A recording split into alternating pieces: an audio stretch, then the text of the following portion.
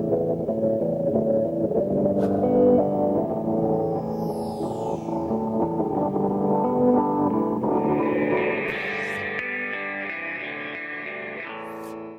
going to go ahead and call the meeting to order at 6:01, or excuse me, 6:05.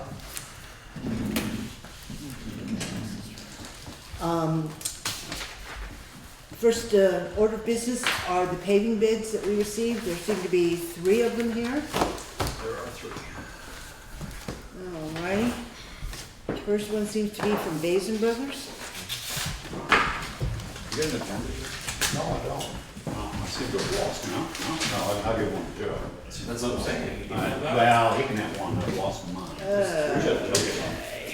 Here, take this one. I can see that one.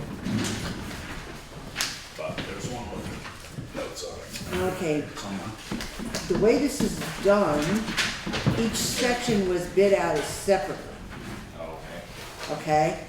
So you've got 1, 2, 3, 4, 5, 6, 7, 8, 9. No, 8. Different ones. So what would you prefer, how would you prefer I read these? Yeah, Okay, the way it's done, it says bid price per ton, Grafton Road, Town Highway number 1, Project A. And there's a total bid for Project A. There's a total bid for Project B. There's a total bid for East Hill. Let's see. You're welcome to come see. No. It isn't a C. Is that, I didn't say, can I see? I said, is that ABC? There's an A and the B and an East Hill Is there a bottom line? and an Athens and a bottom line, yes. Let's just do bottom line. You want to just do bottom line? Right. Okay, so again, this is from Basin Brothers. The total bid price for all that I just read was $267,403.20.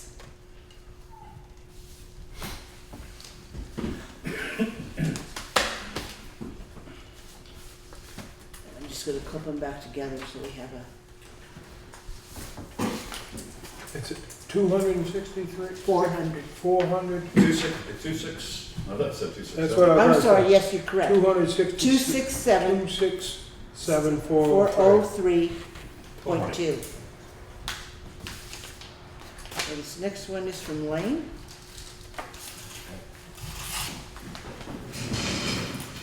Oh, maybe if I can get in it. Okay, let's find the relevant page.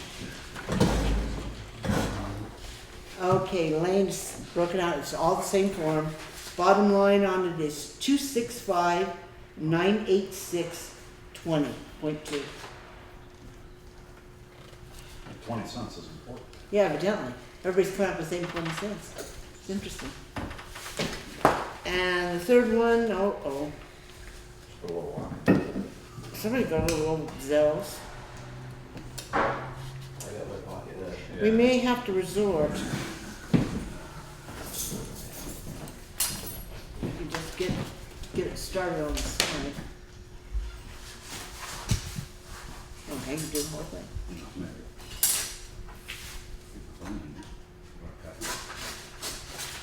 Thank you.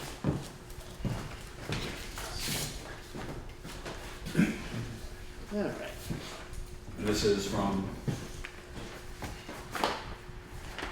Springfield Paving. This is $248,927. And I'm not sure if that's, no, 90 cents, 0.9.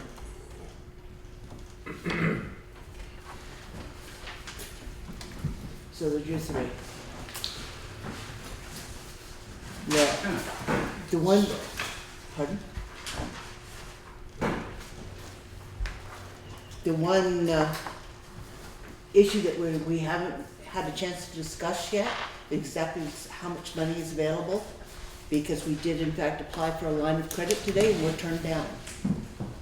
So I don't know what the board's pleasure is as far as accepting the bids, awarding a contract or whatnot until we have a chance to actually look at the finances. I would make a motion that we delay making a decision on awarding the bids until such time we have time to review our financial status and where the money's gonna come from. And I'm not sure that we can do that tonight. We able to come up with that tonight, but. We need to look through and make sure the insurance forms and all that Yeah. are in there. We do have a grant from the state, but it's just for the Well, Grafton and Athens That Road. was one thing, what the Athens. And that's 130, of which I think that's an 80% Right. payment or something like that. 130, That's 132. all what they are, right? Right. Just on Athens though? Athens and Grafton, up the hill. They didn't do Windham? Isn't there Windham Road not being done? No. East Hill is on there, East and Hill. the lower part of East Grafton. Hill and lower part of Grafton are from Valley Care. So, It's the upper so part. those breakdowns are really important too then, right? That's why I I have. think we this need to separate, go but through them. You wanna Yeah, list I the would like to, breakdowns? Okay, then let's. I know it's gonna take a minute, but Let's, it's gonna be important let's- for us to let's go understand, backwards. because if we're looking at the state grant on 2 roads, but not that other one that may behoove us, I mean, we're gonna have to figure that out financially, which one's gonna be in our best favor. Do you want a Jackie? I'll show It you. might be simpler just to read off the two that we actually have the grant for, which would be the upper part of Grafton Road. The big part, I think that's bid number, project A. Right, and Okay. then skip Grafton Road project B, which is the shorter part, which is Yeah. run by Valley Cares, and then Athens Road, so the first and the fourth. Grafton Road and East Hill weren't included in the state grant. So if you do those two for the 3, we'll see where we come in. Yeah. And like I said, I can't remember, it's 132, I think, that we're getting from the state, All right. as one possibility. I mean, you can read them all, and we can, It's up to you, if you wanna do it all the different pieces, or what do you want? Lex, it won't take just a minute, right? How many pieces is it, 4? 4. Four. Do all Let's- 4? Let's just Do go all down to 4 for each 4, one? then we'll have a All right, better so let me view. go back and figure out whose was whose again. I'm sorry to prolong it, but if, It's right. but it is pertinent because the grants are gonna, Yep. You should have a copy there, but it's Grafton Road A, Grafton Road B, yeah, and Grafton Road A is up, going toward Grafton from the solar farm up the hill. Grafton Road B is in front of Valley Cares up to Corey Sleeper's. It's just a relatively short section. There's East Hill Road and Athens Road. And the ones that were in for the grant that Kurt talked to Mark Pickering about is that big one going up the hill on Grafton Road and the Athens Road. Athens Road actually comes, I think, all the way down to Deer Valley, doesn't it? Or pretty close. Yeah, Deer Valley, yeah. So that's a pretty good chunk. So I'll start from the beginning again. The first one will be Basin. And for project A, which would be your Grafton Road project, is $26,917.80. Grafton Road project B is $42,743.10. Could you read that again? 42? 42,743.10. East Hill total was $36,605.25. And then there's the total for Athens Road was $161,137.05. Okay, so those are 4 for Basin. Okay. 26917. Okay, this is Lane, 30. broken out in the same 4 pieces. So the total for project A, Grafton Road, is $28,268.90. 20,000 or 20? 28. $28,268.90.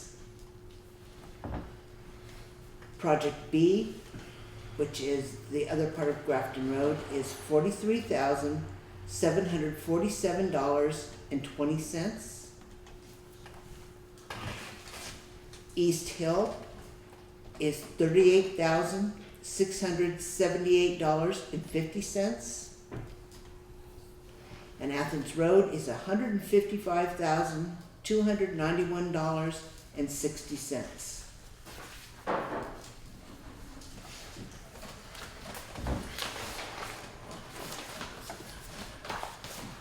And the last one was Springfield, I believe, wasn't it? Yeah. Sure, all the papers stated the right one. All right, total for project A, $25,064.04. For project B, $39,801.08. East Hill, $34,085.70. And Athens Road, let me get my commas in the right place, $149,977.08. Kurt, you know, which will be maybe part of our discussion later, I don't necessarily need to until we talk about finances and where we set, but suppose we don't wanna do East Hill, is that gonna affect any of these other bids? Well, yeah, because then they It get does, this road doesn't it? with culverts in there now. So we can't, no, but what I'm saying is, it's contingent on them getting all of the pieces. Right. We can't piecemeal it out, number one, and we can't omit one. Because what I'm asking at is, if when we look at our finances, if we don't have enough money, let's say, can we go with Grafton A and Athens and East Hill and leave out Grafton B without it affecting that bid price for any of those three? I don't know if they're doing this on a county scale, you know, the more. That's what I was Which is asking. usually what they do, right? We don't know. I do not know that. So our assumption would be best that we have to award them all or none, right? The more they do, the cheaper it always is. Yeah, no, I understand that. I realize that, but if there isn't the money there, you Oh, yeah. just can't I think do it. they would probably rather have the money than I do the would- paving and not get paid. I would have to inquire, I would have to ask these guys. All right, If they have to rebid the whole thing, they would have to. because that's, Huh? You've got it broken up by project, A, B, Yeah. Oh, I know. and C and D. Yeah. So I bid each one as a separate As a entity. separate. So if you were to take out 1, 2, or even 3 of them, It'd be the I same. would still pave the other. that would be appropriate to do. Yes, because you have 4 different prices For products. Okay. for each. It's not like it was one lump sum for the whole thing, Yeah, but we're all in the same area, you understand why I was asking that? right? Yeah. Okay, anything else then on? Are you from Lane. Lane? Yep.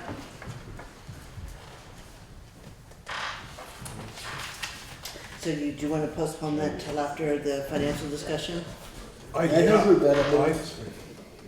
We gotta go through the thing and see what we've got before we can, Make sure you got apples and apples. yeah? Yep. But not only that, what we got Thank to you for find coming. You want to compare it to your RFP and make sure it's compliant. And Yeah. also, being a state grant, you want to make sure that I that understand bidder's that. such. Right. So then we And will, also, we need to make sure that we've got enough money in those other Well, ones. that's I don't a wanna different avoid- issue, but yeah. No, it's the same issue, that's why I was asking the question. all right, so we'll take a look at the bids after we have a chance Yes. to look at the, so Craig, will you be the holder of these for safekeeping, please? I'll hold them. I'll take the envelopes.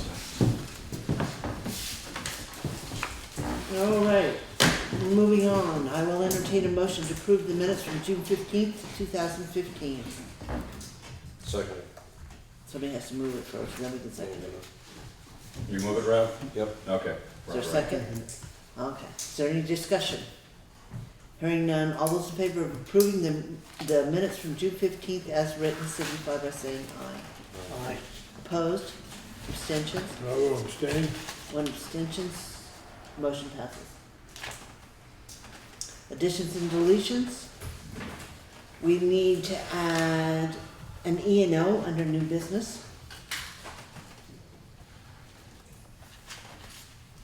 We need to add sometime during the discussion, I don't care where, the transfer station, we need to talk about enforcement.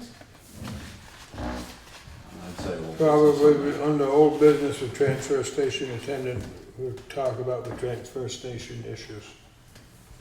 Okay. Would that be appropriate? And we need to add under old business the ratification for the fence between the town hall and the property next door, allowing that fence to go up. That will need to be ratified.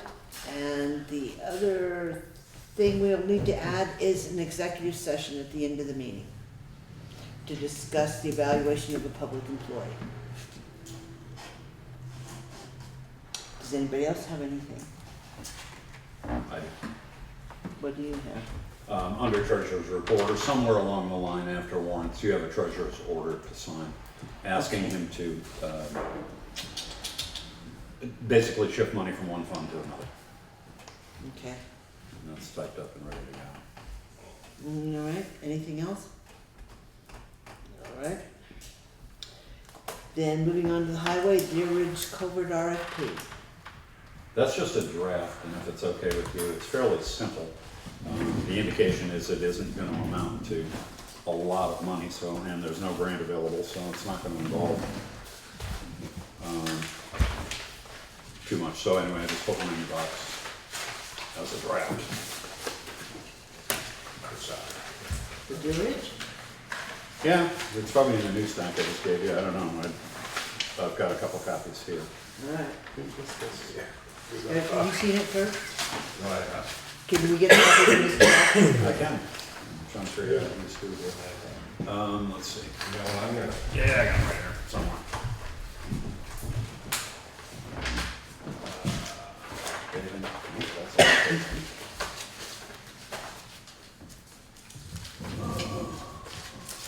It's all budget.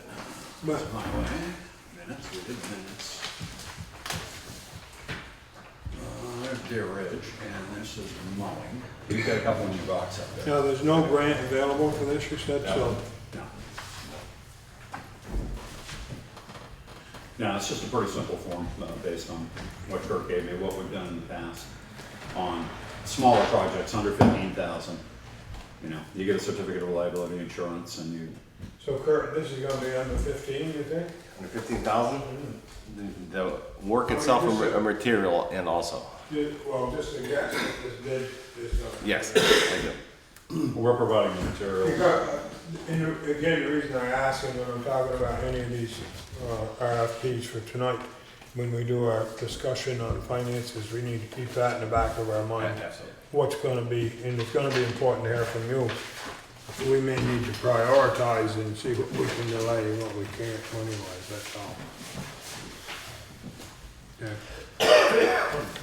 I believe you've already bought the blocks. About half the blocks, I Half the call blocks. every week. And it's been an ongoing process of lots. They're not producing enough concrete really to produce enough waste. So we've got about half of what we need. I got half of what we need, and I got the steel plates, of course, you know that, so, more than half, really. Yeah. This next series of blocks will put us right there. So would you like to postpone this discussion No, as well as with the, no, I just wanted to tuck it in the back of my mind, because we don't have the bids yet anyhow. Well, no, the question would be if you approve the bid form, which is a pretty standard The form, then we'll get it right out. Yeah, but And same- you're gonna dig the whole culvert out? No, Just the half that failed. just reinforce that, oh, no. No, I gotta say, you get in trouble. No, I got permits for what we're gonna do, everything what we're gonna do is per se of what Mr. Manise said we could do, and that's what the permit is described that too. So now that culvert's staying there, we're just gonna shore it up and reinforce that end. You know, No, I think we have to go ahead with putting it out the bid, that's. Well, if you want to get the bids back by the 20th, we should get them out. Yeah. But then, the blocks for it, they haven't been, we don't have the blocks. But you can get the bids back based on the materials availability. You can award the contract, but if the materials aren't there, I don't think anybody's going to start it. what, 20 some odd blocks. 26. I'm gonna get 27, just to make sure we got one. How many we have, what'd you guys pick up, 12? What'd you guys get the other day, 12? It was something like that, 10 or 12. roughly. 10 or 12, something like Right, 12. that. all right, so are we ready then to go ahead and put this out for bid? All right, then I'm assuming you can go ahead with no Yeah, changes. no, if it's okay with Kurt, I'll print it up and if the board approves. I mean, I did the one for Springfield paving based on the one that the board approved, or not for Springfield, but the paving RFP. And Kurt said it was a little complicated and probably a little pricey by the time you get all through all 30 pages of it. But that was the last paving RFP that the board approved. And I called the state on that because we are getting the grant, and we really didn't have to go that extreme on our bids. But the last paving RFP that the board approved was, again, done by David, but it was based on VLCT, it was illegal, it passed muster with the state, so it is fairly complete. These smaller ones, though, like mowing, the Deer Ridge Culvert, aren't so big and they don't involve state or federal money. So I don't think we need to get quite so carried away with them. All right, so we'll get that out, and the 20th will be the next meeting, so hopefully we'll have some bids come back. The roadside mowing RFP, is that in here too, that I just didn't see? It is. It looks the same, you can have my copy, I'll print it out. You probably got it from Yeah, I 2 weeks ago, it's been in there for a while. Red fire. Yeah, okay, same thing. All right, If you want to put a due date when they have to start mowing, Same with Deer Ridge, Deer Ridge needs to be finished, I think, by October 1st, doesn't it? that's what we're doing. So you may want to add into there, tell me to add in there, all work complete by October 1st, or the end of September, wherever that falls. And with the mowing, I would say that, yeah, you probably want it done before Christmas. Because you guys need to plow. I actually like it done right before school. It's easier to see with school buses. It's- If at all possible. Sometimes it's not. This is why I'm putting them on the table, it's up to you, it's not up to me to make them up. But I mean, where they can go beyond the 15th of October, I'd have to apply for an extension. because they're gonna say usually the 15th of October is supposed to be out any streams. So do you want to add on the Deer Ridge a completion date of, Oh, yeah, October. what, October 1st? Okay, so add October 1st to the Deer If you're Ridge. pushing it right to the end, we got another week or two. Yeah. And if you want to change the mowing, tell me about that. I would think by mid-September would be a good date. To be done with the mowing?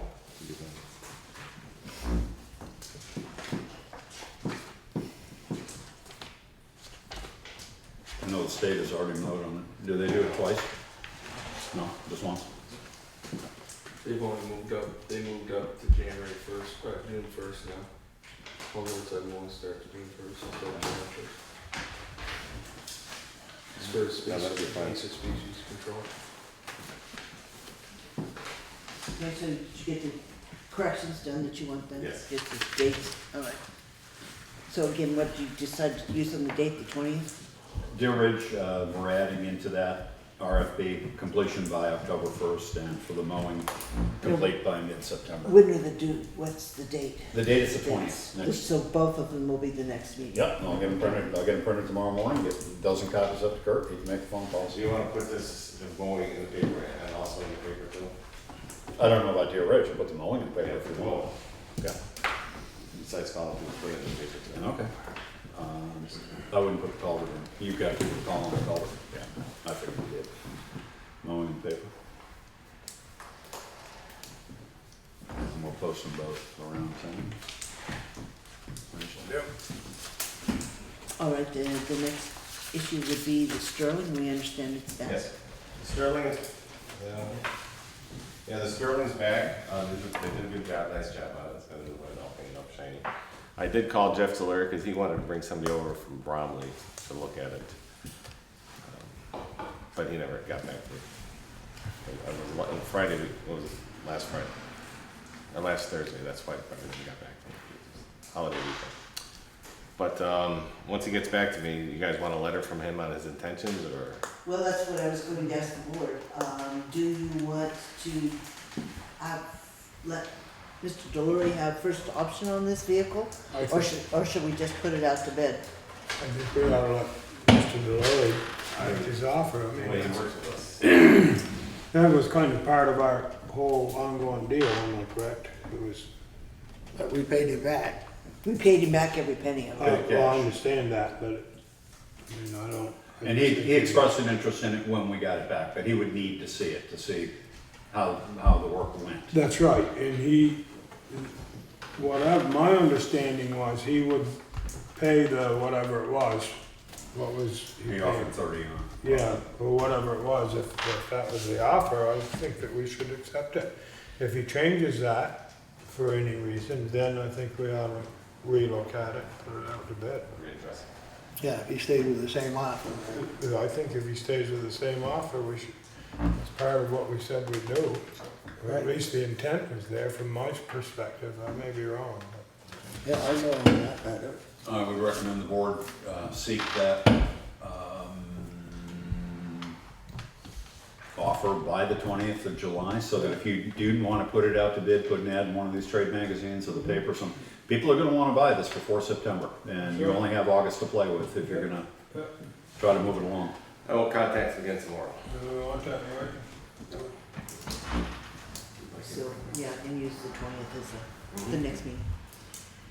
All right, so Kurt, is there anything else that you want to Yeah, talk rice about? trees started today. Yeah, And I contacted them, and they said they're all set for now. I said I can, be with you with the machine like the original agreement was. They said, no, we're all set. I'll contact you tomorrow morning to see how our progression goes, which will be tomorrow. We're working up that end of town anyway, so. They seem to be doing a good job. We talked about some things, chipping more. They were cutting down small roundwood, chip and get rid of it, do it the most efficient way they could and for everybody to clean up. Paving Bids. Do you understand right that all of the trees weren't marked? Is that what you said, Rob? Well, he said that there was some other trees that could be marked, or should have been marked, but they also said that they would probably be working this week and then they have some other obligations to go to and would come back. Piecemeal But- it. What's that? You got piecemeal it? Yeah, but not, I think it was like they're taking a week and then coming back that next week. You said they were short a couple crew members today, or no? Okay. All right. I talked to them briefly, but they were on lunch. And, they were pretty much finished up the Athens Road part of it. And it made They're it down by Deer Valley. Deer Valley, they went to go see. Yeah. They also said that there's some stems that they left Yes. and they're gonna come back and cut them afterwards when they have something to move the stem with. So if there's anybody wondering why there's a stem of a tree cut with the top cut off, that's why.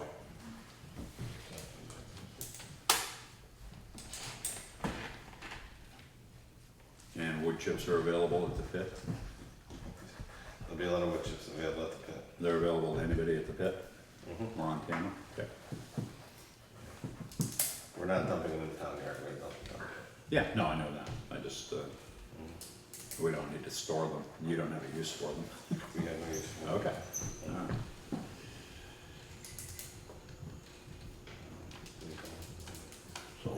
was Pretty there, much discussed everything on my list. we covered your list. Okay, do we want to discuss the transfer station while Kurt is still Yeah, here? if you could, please. Yeah. Okay, then, well, we have a variety of issues. There's a draft job description that's been passed out. Everybody should have a copy of that. There's one in Kurt's mailbox. There's a bunch of stuff in Kurt's mailbox, but I guess if I gotta look out of the mailbox. Huh? You want to do a mailbox? Did you get that? It's just, I know it's here, I just have so many papers and there's wood. Go kill some trees. All right. Basically, it strengthens what we had a little bit. Find yours out. Go ahead and unlist Okay. Basically, it adds the duties with the new purple bags, the trash bags, the fact that there has to be an account kept of the number of bags that are going into the compactor. That'll just help us do the calculations as to whether or not we're covering our costs. We had, can I tell you the tonnage today, when I entered it? It was 1.68 tons. Was it, do we know how many bags? I do not know how many bags. You were supposed to be getting a slip. He was telling them, I don't know. I didn't get a slip from our You club. said he's supposed to put a slip Thank you. on the desk for you so that you know how many bags he counted going in. Now, we also know, which is part of the enforcement issue, that there were a fair number of bags left beside the truck during off hours. At least they were all purple bags. We've made that much progress. We have to decide what to do about the bags that are left off hours because the rodents and the animals and the birds are getting into them. What's that, 1.68 tons, how's that compare? We already do 3, 4, 4.1, 4.2. Okay. Yeah. Hello. It's down quite a lot. That's about probably almost 40 cubic yards. Takes about 3 cubic yards per ton. So what's the cubic yards telling us? So what's that telling us? No, but I say that's what you're getting with about, That's why it's important to have. About that track of cubic the yard. Bags, that'll give you a better idea of the bags. per Yeah. day. Was Arnold aware that he's supposed to? Oh, Yes, yeah. he has a clicker. Yeah, you told me. Is Yeah. he using it? You got- at the I last- believe so. At the last meeting, you said that you wanted him to count the bags. I've just given him a notebook to keep count in. He knows he has to turn that in. But that is something he has to pay attention to. And when he came in Saturday morning, there were at least 7 or 8 bags there for him to start the day with that got dropped off on Friday or Thursday night or something. But anyway, there were a bunch of them left there behind. Because they're prepaid. People feel like they can just drop them off. Right. They don't have to give Arnold $2, they can just drop it off, it's already paid for, So but we- that's gonna leave stuff outside. So we have a couple of issues on the table. They used to tuck the money in the door. For Yeah, years. this was 7 bags though. For years, I know 4 people that do it, that tuck money in his door, because when it's early on a Saturday morning, and we're there plowing or whatever, Yep. we see the same people doing it. They've done it for years, they did it with the old International, they've done it with this truck. Well, again, there are 2 issues here. Number 1 is the job description, whether or not we're comfortable with that, and adopting that. And number 2 is what we want to do about the enforcement piece, about having people dropping things off during off hours. but you can know where to stop them. When we had the gate there, we used to find stuff in front of the gate, so we get there working in the morning. I'll tell you, the years at the gate there, we felt very well. No? I mean, I think it's a good idea to start using a gate anyhow, regardless, I just think that. And it's either that or Safety, you may privacy. wind up, if you don't have a gate, you may wind up having to hire your containers hauled because you can come in and contaminate them too much. Well, and I think that we had an issue over the weekend with shoes in the paper. Oh, you guys, this is an ongoing problem with our containers anyways, all the time. If it won't fit in the bag now, it used to be that people could drop off their lawn furniture and all that, and Arnold just throw it in the compactor and crunch up, because it's just aluminum and nylon webbing. Now it's gonna get to the point where it doesn't fit in the bag, it's gonna end up in a recycling bin, you know? And when I looked, yeah, there was somebody dropped off a bunch of shoes, you got a bed frame and a bed. But that's nothing new though. Oh, I know it's That something is new, I'm just nothing- saying, but I think that's gonna be. Just because you saw it like the first time, that's nothing new. It's not the first time, I see it all the time. People drop off lawnmowers, they drop off computers, they drop off all kinds of stuff. I know they have for years So what before. happens with that stuff? Just- Like just- the lawnmowers and, Them going to scrap metal pile down the Scrap pit, metal then pile. we bring it down to the. Computers. That's urban mining. Get better computers in Jamaica.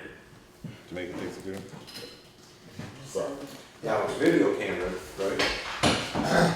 Computers and TVs. I mean, is it worth taking a, I don't have that ability. go back? It is and it isn't. It is to the extent that it takes a long time to go through it. I've been through it many, many times and I can do What it. is it worth? It's worth it to the extent that if you have somebody in the room that can identify the car or the individual and say, oh yeah, that's somebody, then you have it.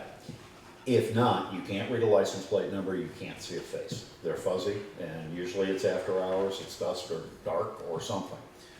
It's not clear and clean, and the 3 video cameras that we have are way back on the garage. They do point to the fuel depot, the recycling bins, and the compactor. But it was Ed that was saying that he lobbied for one, when we put him in, to put one by the office door so you could see it. Put a 4th one in so that you could see people pulling out, so you can see a license plate number anyway. You got a blue Forester dropping something off in the middle of the night, at least you can see a lighted plate going out. There's even a blank spot on the main screen for that. It's made for 4, right? But we never got it. Well, we can get it, I think. I don't know if the cost of that is again, But we don't have a law enforcement, I mean, it's one of those, you get to the point where it that's is, the next piece. right, are you gonna have your constable chase somebody down? We're gonna make a phone call, are you gonna pass it off to a deputy, or, You can and, return it, bring it back to them hand delivered. well, there, you can do that too. I mean, there are any number of things, I mean, Is that a select board role? but it's, Well, I If mean, that takes an hour, then that's one guy going to return that. yeah, but it might rectify the problem for a lifetime. It So takes- it might be worth that 1 hour. it does take time to go through the You know, video. I mean, a lot of people don't wanna be put on the spot, so if you put them on the spot when they're doing something wrong the first time, you might not get it the second, third, and Well, we can show them movies So- here at a meeting, I mean, that's, I always said there was another piece that needed to be done with that whole transfer station, and with what you even have it at the town garage, but if you don't fence it in and secure it, there's no way to prevent I it. think we at least. But how many towns around here aren't secure the fence? I know Jamaica. Again, using the gate, New fence I on think. it. It's a building, but it's open. Well, now, I would Brookline's out. entertain any kind of motion that your little hearts desire. we're also looking at jobs. Yeah, well, there's, like I said, there's 2 Right. issues. There's the enforcement and also the job description. So I will entertain any motion you wish. As far as the enforcement, I would make a motion. And here again, maybe I won't, because I don't know where we stand financially, and that's what I'm concerned about. But I think that we ought to, let me just withdraw my motion part of it first, but I think we ought to purchase that 4th camera. And I think that we ought to purchase and or use a gate that, I don't know if there's a gate there now. Calm that's- down, yeah. that it's, I think we ought to gate the thing, that's what I think. I think if money permits, I'll make a motion that if money, finances permit, that we purchase the 4th video camera and, use a secure gate and keep the thing locked in non-business hours. Second. I have the input on the gate, and you can put up gates you want, but now we're making people recycle more and more and more. I was not a recycler, my wife wasn't, now we are, and she's taking this wholehearted. And she's been up there, it's just, there's more recycling now than ever, and we were forcing the people to do it. How can we take away the recycling spot for only the time of the day that the town garage is open, and or the compactor? I mean, how many people do it early in the morning? A lot of people drive in there early in the morning on the way to work to Brattleboro and put it in there. And How come that out of 19 towns, there's probably all but 5 or 6 of them that are lock gates. are wide open? I don't know. And they just, let's say 5 or 6, whatever, that they don't. But they don't have any problem. They don't have any problem. Not that many problems with people setting stuff up. I worked for Wardsboro, and we had problems in Wardsboro, that was locked. Working Must in be- Jamaica, used to find stuff but all the now time. That was locked. All you gotta do is educate them a little bit. They get a camera, they pick them up, then, We got the camera, we just can't read the thing, and well, get one that you can read it I then. think we should, before we put a gate up, get another camera. And call some of these people on the carpet if we find them. and But if you start, as they're talking in the West District, that these towns will unlock security places, they may be hauling their own trash, well, and that's gonna cost you money. Not especially only the trash, but the recyclables. The recyclable 24/7s may be disappearing, so towns would have to find a way to dealing with the recycling at that point, but right now you kinda got a pretty good, I mean, you got a Makes a deal. difference how much contamination we get, how soon it Oh, yeah. happens. So the motion on the table is, 4, Kit Martin moved to purchase another video camera and basically be your work IT. I think they're about $900. There'll probably be installation ones or cleanup the ones we got. Anyway, purchase another video cam, 4th video camera, and install a gate, seconded Irv. If finances permit us. If finances permit. and seconded by Irv. Is there any further discussion? Hearing none, all those in favor of, I'm sorry, but would you make that 2 separate motions? I can make it 2 separate motions. okay, The note maker wishes them to be. So, move to purchase the 4th video camera if financing permits. Irv, second? Yes. Okay, so we'll cross off the gate at the moment. any further discussion there? Hearing none, all those in favor of purchasing a 4th camera for the town garage, signify by saying aye. Opposed, abstentions, motion passes. Okay, Kit Martin moves to install gate, And that was a second by Irv. second by Irv. Any further discussion? Okay. Hearing none, all those in favor of installing a gate if finances permit, signify by saying aye. Aye. Opposed, abstentions, the motion passes. So I guess a lot of this is boiling down to money. What kind of gate, you want a cheap gate, you want a chain gate, or you want a? We've got one at the pit, the big one. You got a gate, it was in there, that you took out and put up on a grafting. You want that back there? It's on the Grafton Road? Yeah, he took it up, put it up there when they had to move the dump out while they was building the building. It's still got the concrete on it, so just drop it into a hole. No, my idea is, yeah, I mean, if that works, using that old one, then that's fine. I don't know if it's being No cars used are now running or right not. through if it's hot. And if we keep it closed, then if we find it isn't working, we can go back and say it's not working and do something different. Okay? You know, I wasn't considering necessarily the recyclables, and I don't know how that's gonna work, but I think the other part to that, with this should have been in the discussion, but we may wanna look at what our transfer hours are if we're gonna make it available to people, you know, coming in. But it's open during the day when the highway crew is there for recycling. Yeah. I mean, it's open from 6 to 2:30 every day, So it seems. plus Saturdays Yeah. Yep. and Wednesdays.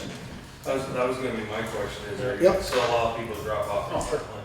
But, Not drop the trash? Well, let's look and see. I mean, But also, you have to make sure that the drivers they have a key to get through the gate. The window solid waste when they come pick them up. They always used to, never had no problem. 'Cause if they happen to come in at 4 o'clock in the afternoon, after Right. everybody's gone, you gotta be able to get in. I was there when the gate was Yeah. up. Gate out. All right, so then moving on to the other half of that discussion was the job description. This is just gently morphed out of the old job description, which wasn't very good, but I just put something in front of you, so you'd have something. Would you like to think about it, or I what? think I gave you a copy, Kurt? Yes, I got Draft.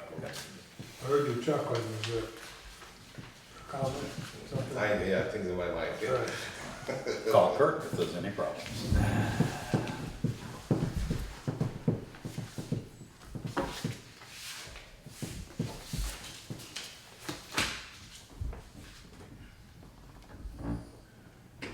Again, is there something we want to postpone, or do we want to discuss it now? I think we need to discuss it now. I Okay. don't wanna postpone it, but I think that, you know, we need to hear from Kurt what he thinks, because he's basically overseer of that whole work. So, I mean, that's, Kathy will attest that it's been on the agenda for a year.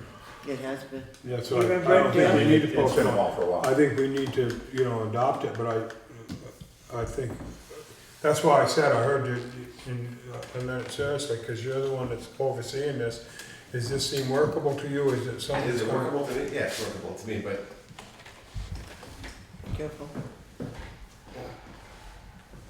Off camera, this is a Adopted. bit more frank. we have hiccups right now with what we have in relation to this job description. I don't know how you want to handle it. I've been beating that dead horse for quite a while to do the same. To do almost everything in here that is new, you know. Is it under the current attendance ability to do this? Your opinion? I don't know. I think it is. I think it is. You know, I explained, give me 10 minutes an hour. That's 60 minutes a day. That's an hour a day, just picking up stuff. We try to pick up, me and the guys all the time. But that's part of the attendance. That's part of the attendance job. And evaluation. And Is that your concern there? It says, that would be my concern a little bit. Well, and it says, you know, to exert, you have to exert physical exertion, you know, and stuff like that. I don't know if Arnold, you know, he gets winded really easy. I don't know what he is able to do. Well, I know that if you look back through and carry it on. a month or two ago when we paid Bob, I'm pretty sure almost 2 full days to pick trash up, pretty close. And, I mean, that wasn't really part of Bob's job description. No, we all. But I understand that, but if, that would have been greatly minimized if the attendant was picking the stuff up before it blew across the yard. And the rear loader compactor, the aisle compactor, as opposed to the Packmore, makes a big difference. But this board got, through the years, any number of complaints that people were not being helped. Getting it up into that side loader and that diamond plate stack. This is so much easier. Open way. Yes, people can just drop it off, it's waist level, which makes it easier. But still, there are heavy bags coming out of trunks from women who are, men who are, you know, could use a little assistance. And I mean, I don't think that they, personally reading the job description, that it's out of line at all for abilities. No, I don't either. It's not asking, it's in not like fact, moving, there's a lot more it could ask. not like moving furniture. No, but it's a lot more that it could ask, in my opinion, and I think it's pretty minimal. But, in my opinion. So, what's your pleasure? Do you have any more to add to that? Seriously, I don't mean to throw it all on you, but you're the overseer of it, and you're the one that's, I mean, you're kind of the one that's got, we as a board will enforce it, but you're kind of the one that, I know, and you know. you and know I- the whole backstory. And I And appreciate I agree with everything that's on there. I mean, there's nothing that's. I make a motion that we adopt the revised transfer station attendant job description to become effective. August 1st. No, it needs to become effective immediately. I was gonna say, how about like today? Yeah, I would say immediately, or, well, you gotta review it with Arnold. We can't blanket that. I mean, no, my position, or at least my thought is that you, Kurt, or one of the board members meet with Arnold, review it with him and say, these are the expectations, and find out what his feelings are and if he's able to meet them and how we can help him do that. That's, I don't mind doing that at all. I'll get you a copy of the old one, because these aren't any different. There may be more emphasis, they may be worded differently, but they're basically the same as they were before, except for the change out. There's no cash, there's no tokens, you gotta count bags, that kind of thing. The bags are purple. Basically, the requirement about assisting residents with trash and recycling and knowing the rules and enforcing them, that was sort of in the last job description. It's just very weakly worded. So I'll get you a copy of the old one as well. and if it's helpful, I'm happy to meet with him if the rest of the board sees that. I mean, I don't wanna overstep my bounds, but sometimes it's helpful. I heard Kip say something about review, and I detect a lot of eggshells that are being avoided. Has it been reviewed with Townsend Council, the attorney? No.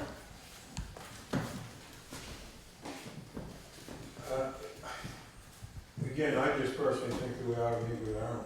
Yeah, let's do that first before And say, we do anything. how's this gonna work for you, and how can we help you to meet these requirements? That's, you know, All right, so the motion on the table is to adopt the transfer station job description as modified. Is that correct? Effective immediately, contingent upon talking to Arnold. That's kind of the way I've got it all sort of pieced together, need a second, so. Okay. Any further discussion on that? Hearing none, all those in favor of approving the motion as read signify by saying aye. Aye. Aye. Opposed? Abstentions? Kitty, you gonna vote? Me? Aye. Okay. Motion passes. I made the motion. Well, I already made it, but you didn't vote. I thought of it. All right. Now, just on the same thing, again, I've offered to Kurt to meet with him if he wants to, but I don't know if I have the blessing of the board to do that or not. I don't want to overstep, and I don't even know if you want me to, but if it's helpful. If you wanna come with, that's fine. I don't know. I think got- it's a good I got no idea, problem. yeah, go for it. Go for it. Be a representative of the select board, that'd be good. Sometimes it just, What's your schedule? it doesn't, you know what I mean, it just It hasn't doesn't, worked for me so far. I know, but it doesn't. What's your schedule on Wednesday morning?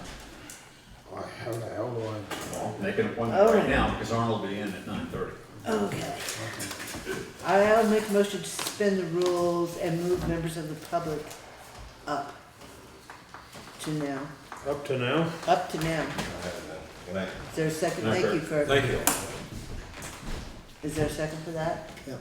Second. Any discussion? All those in favor signify by saying aye. Aye. Opposed?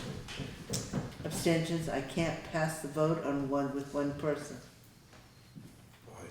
I what? I told you I wanted a bottle on the table.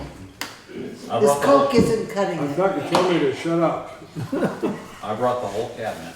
Good. Now, let's try that again. All those in favor signify by saying aye. Aye. 2, 3. It carries. The motion passes. Okay. Finally, after all that song and dance. Are you ready for me? Yeah, go ahead. Great.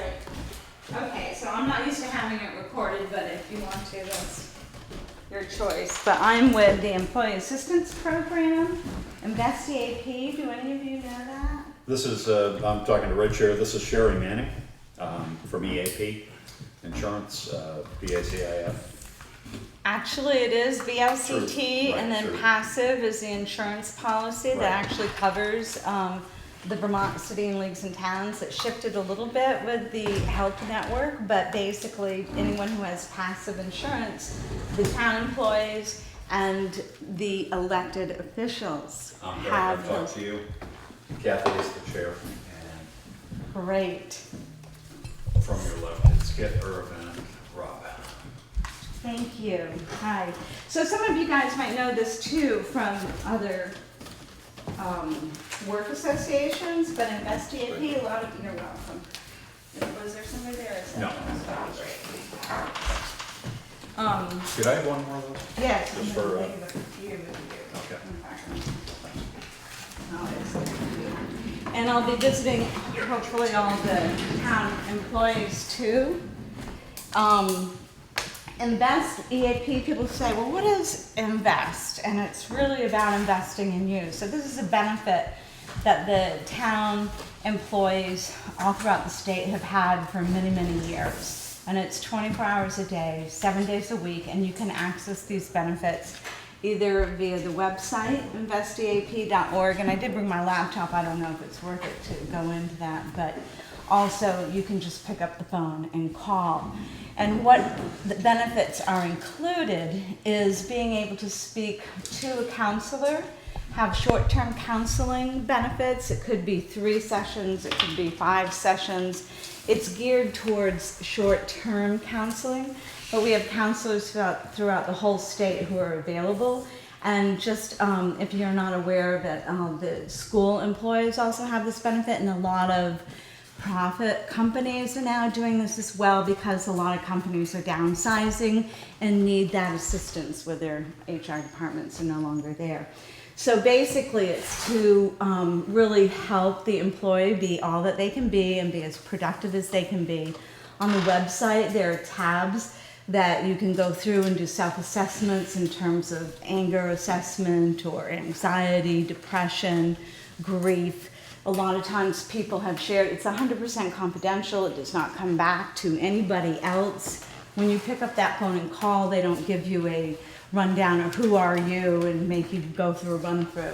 Also very, very important, this is for everybody in your household and in your family.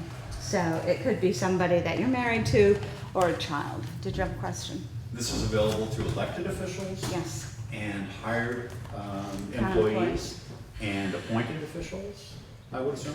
Well, yes, I've been asked that in terms of listers, you mean, or? Well, listers are elected, but Right. planning commission would be appointed individuals for 5-year terms. There are a number of. Absolutely, I do. I mean, it's funny because, I just met with Windham Regionals, the waste management people and all over, so, yeah. Okay, so officers that are appointed basically would be covered and their families. Yes, Plus elected officials and their families, plus hired employees and their families. absolutely. Yeah, no, it's very comprehensive, all inclusive. Yeah, and it's really, really good because people, even though it's 100% confidential, people have shared stories with me in terms of things that we just don't think about. It's like we do think about it, yes, when you've had a death in the family and, you don't want to have to deal with somebody talking about it at work, but you can confidentially speak with somebody else, so it's 100% paid for. But also, there is a half hour of free financial consultation and a half hour free legal consultation. After that, there is a discounted rate. But basically, what a lot of people are very intrigued with is that the tabs on the website too, which include, your physical health, your mental health, emotional health. It's also financial health. So it has a whole template of living wills, deeds, purchase and sale agreements. So it's your own legal Zoom too. It's really an amazing resource available to you, and you can check those out before you want to call somebody, or else just pick up the phone and call. I've had people share stories with me where he had a legal dispute with a neighbor and called and met with the attorney, and within a half hour the attorney did a letter and sent the letter to the neighbor, and it was resolved. It's those kind of things to help the employees be as productive as they can be, so you can do what you're doing in terms of assisting the town with all the work that you do.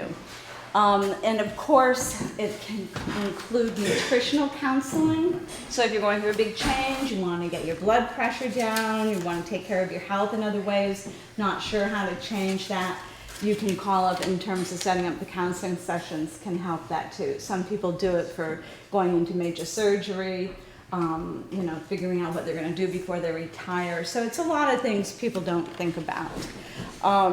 Also, VLCT has asked that I hand out these health advocate brochures. Do you want me to give you a lot more too than these, or?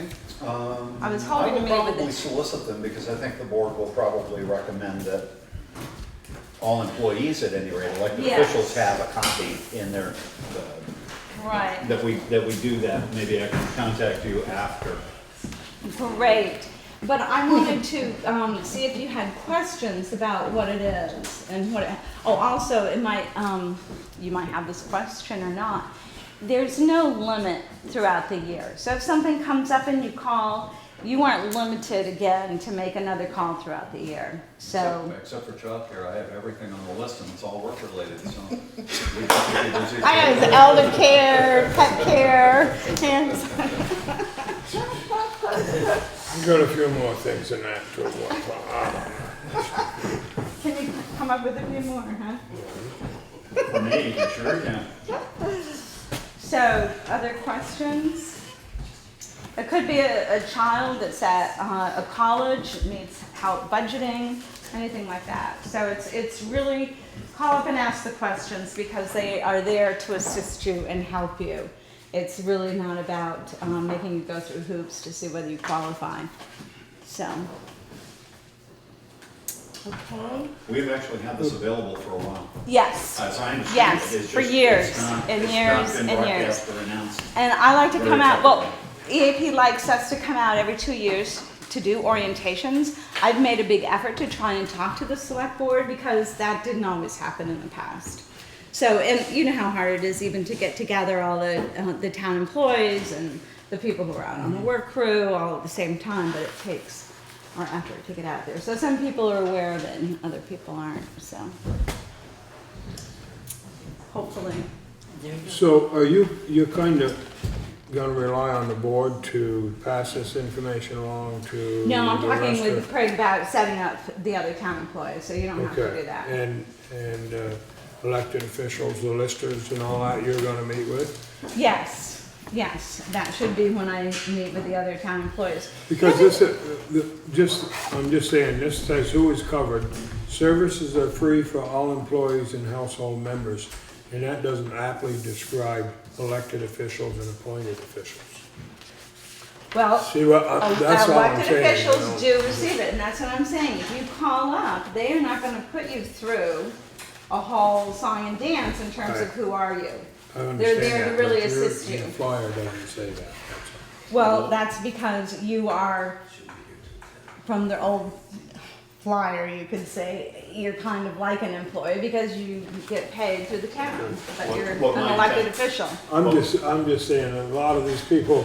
Well, my intent was to put out a memo on behalf of the select board, basically informing people that this is available. Try to pass out some of these little handouts that you've got.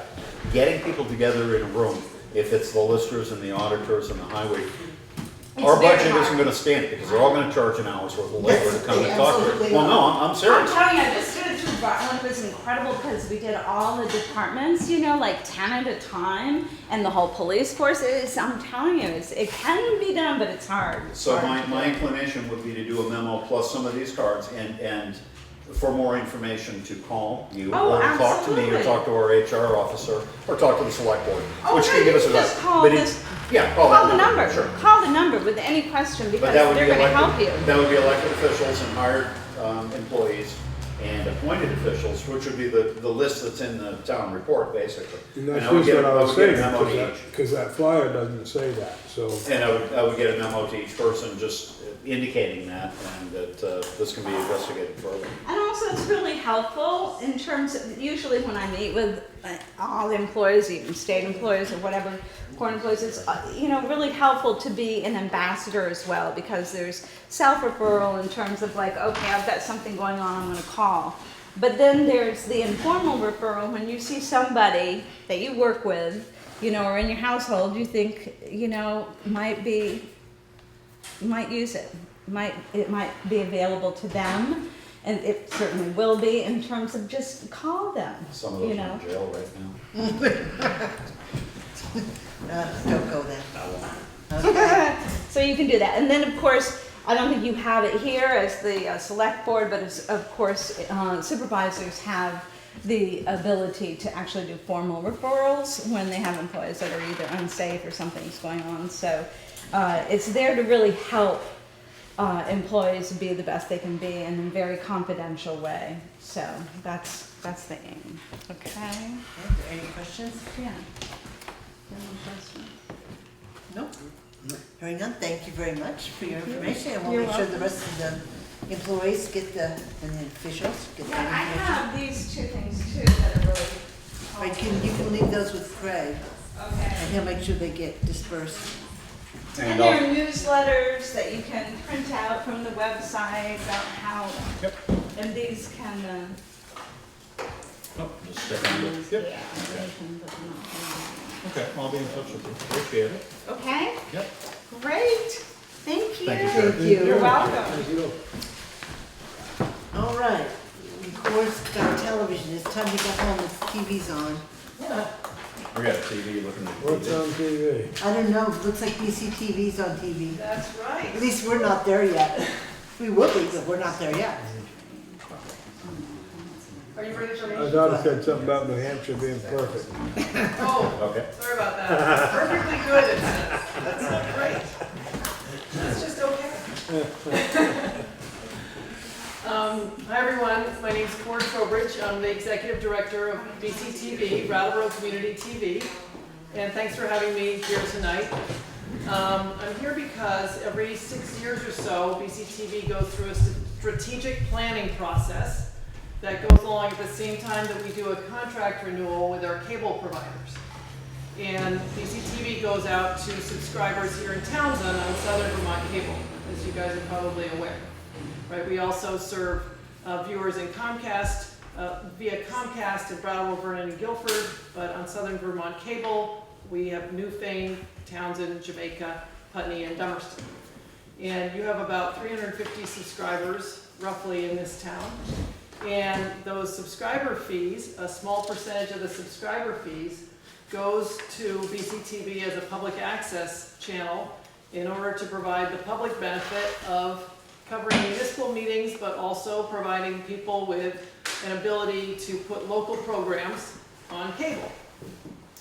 And that means just, so basically what you see on BCTV is a reflection of people who are producing things and want to communicate with their neighbors through cable television. So I'm here tonight to just show you a very short video and make sure you know how to use our website to find your videos. And We really don't want to watch ourselves. okay, just as a public service. And then also I would like to get your feedback, your comments and suggestions. Pauline Dean is a board member, and she's got a survey some of you may have filled out online. I think I may have sent it around. And we'd love to take that home with us tonight when we go, if you have some time. So she's going to hand that out and be able to collect it. And that tells you basically what we're trying to find out is whether you watch, how you watch, do you watch on the cable or online, and how much, you know, whether you value BCTV and what you'd like to see us do more of or less of. So this website, brattleboro.tv.org, we launched about a year ago, and we've been covering your meetings for 3 years, but we put them up in a series with its own page. And you can get to that just by going to meetings or to towns. There's a page that's just got everything that has to do with Townsend. And and then you can get through to the Townsend Selectboard. I'm not sure your Wi-Fi here, so I just sort of pull things up ahead of time. And this is the page where you'll always going to see the most recent video, and then all the other ones are beneath that. And we have recently started to add agenda items. Rich here is Rich Mellison, who you know well, has been taking notes on what time the various agenda items are discussed, so that you can, if you want to scroll through, or somebody wants to scroll through to a certain agenda item, they can do that.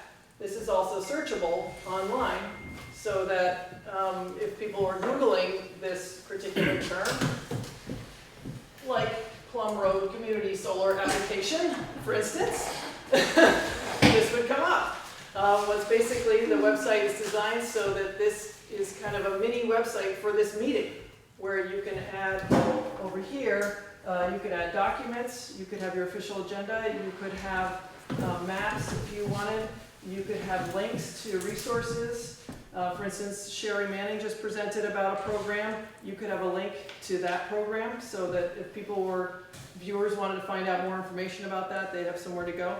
So basically, this is designed to be as rich a resource as you want to make it. I know that you have access to your websites unofficially on your website, which I'm very, very happy to find that you're unofficially doing this. Is that linked to the BCTV site? So unofficially, these videos are here. Yeah, so the BCTV videos. No, but is it going the other way? From your website, are you referencing this site? I can. You can, okay. If I'm allowed to. Okay. Seems like we're in a little of a... So, but the answer is yes, right? Yeah. Can. But anyway, what's good is you have about 25 or 30 people who watch regularly online. So, you know, those people are not here in this room, and probably more that we don't know about.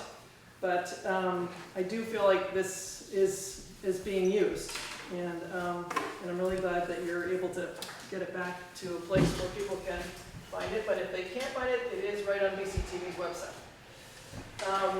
We are recording for you your select board meeting, your town meeting, and Leland and Gray board meetings, which I know is different than the town of Townsend, but it's a big institution here, and Leland and Gray graduation. So we're covering the franchise fees that we get allow us to provide a baseline of coverage. And then everything else is either created by volunteers or by a board that's paying us to cover it. Like sometimes people want a school board covered or something special type of meeting, and they just give us a little funding to cover our costs for that. I want to show you quickly, oh, here it is. Where do you find the schedule? The schedule is online on the website, and when you go to this page here, the TV schedule, not only do you find out when the meetings are, but you can also, if you can't attend them, click through. You see how those are lining up as a line right there? So if I can't attend this meeting, but I can click right through to it online, right there. We're trying to make it as easy as possible for people to find it however they can view it. We also have ads in the Reformer and the Commons every week that shows when the playout times are for that week. Trying to make people more aware of how they can find our programming. A lot of people watch our channel just because they kind of stumble across it and go, hey, I know that guy, right? That's our unofficial tagline. But we're trying to get the awareness out there of different ways that you can find out when things are on. I want to just show you a very quick video about what's on BCTV currently, and then I'd love to take your comments and suggestions.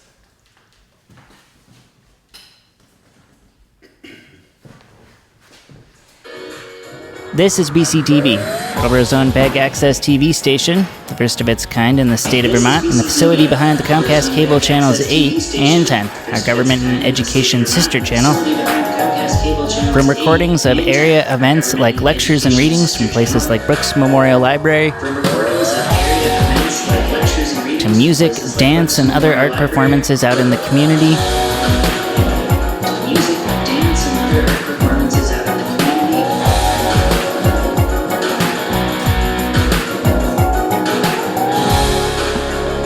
to the station's robust municipal coverage in every one of the towns we serve. See, technically, BCTV serves a lot more than just Brattleboro, as our camera operators each week document meetings in Vernon, Guilford, Dummerston, Putney, Newfane, Townsend, and Jamaica. It's just that VGDP NTJ BCTV is a little less catchy than just BCTV. And town meetings are only the tip of the iceberg when it comes to the municipal coverage available on BCTV. Now there's town and high school board meetings, planning commission, development review board, and a whole lot more to choose from when it comes to keeping up with the inner workings of your town.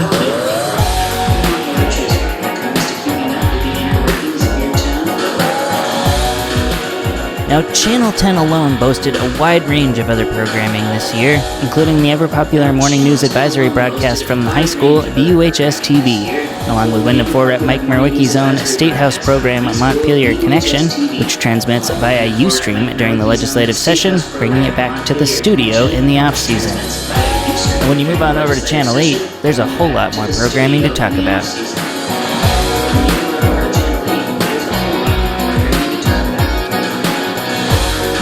Here's the Landmark College Broadcast Journalism class putting to work their 3-week winter intensive by producing not one, but 6 different half-hour evening news programs. And then, of course, there's the absolutely brilliant youngsters behind our annual summer camp. And there's plenty of other BCTV classics living within the folds of the Channel 8 weekly programming guide.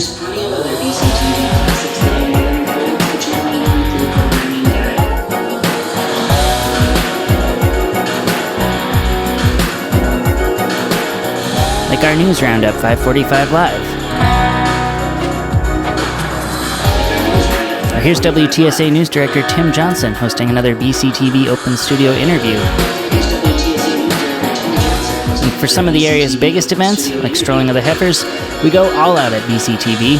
Here we are on Stroll Weekend 2014, hooking up once again all 4 of our HD studio cameras after transporting just about every piece of equipment we own down the block to broadcast live from the River Garden. Here we are at BUHS Graduation 2014, getting ready to broadcast our coverage live in HD. Fast forward just a few short hours later, and we're setting it all up again in Townsend for Leland and Gray's Saturday morning graduation exercises. Here's the world-renowned Temple Grandin speaking at Landmark College, a BCTV production that generated over 1,000 views in its first weekend up. So from 30 seconds to 9 straight hours, BCTV's channels provide an avenue for content that's unbound by the formula of network TV.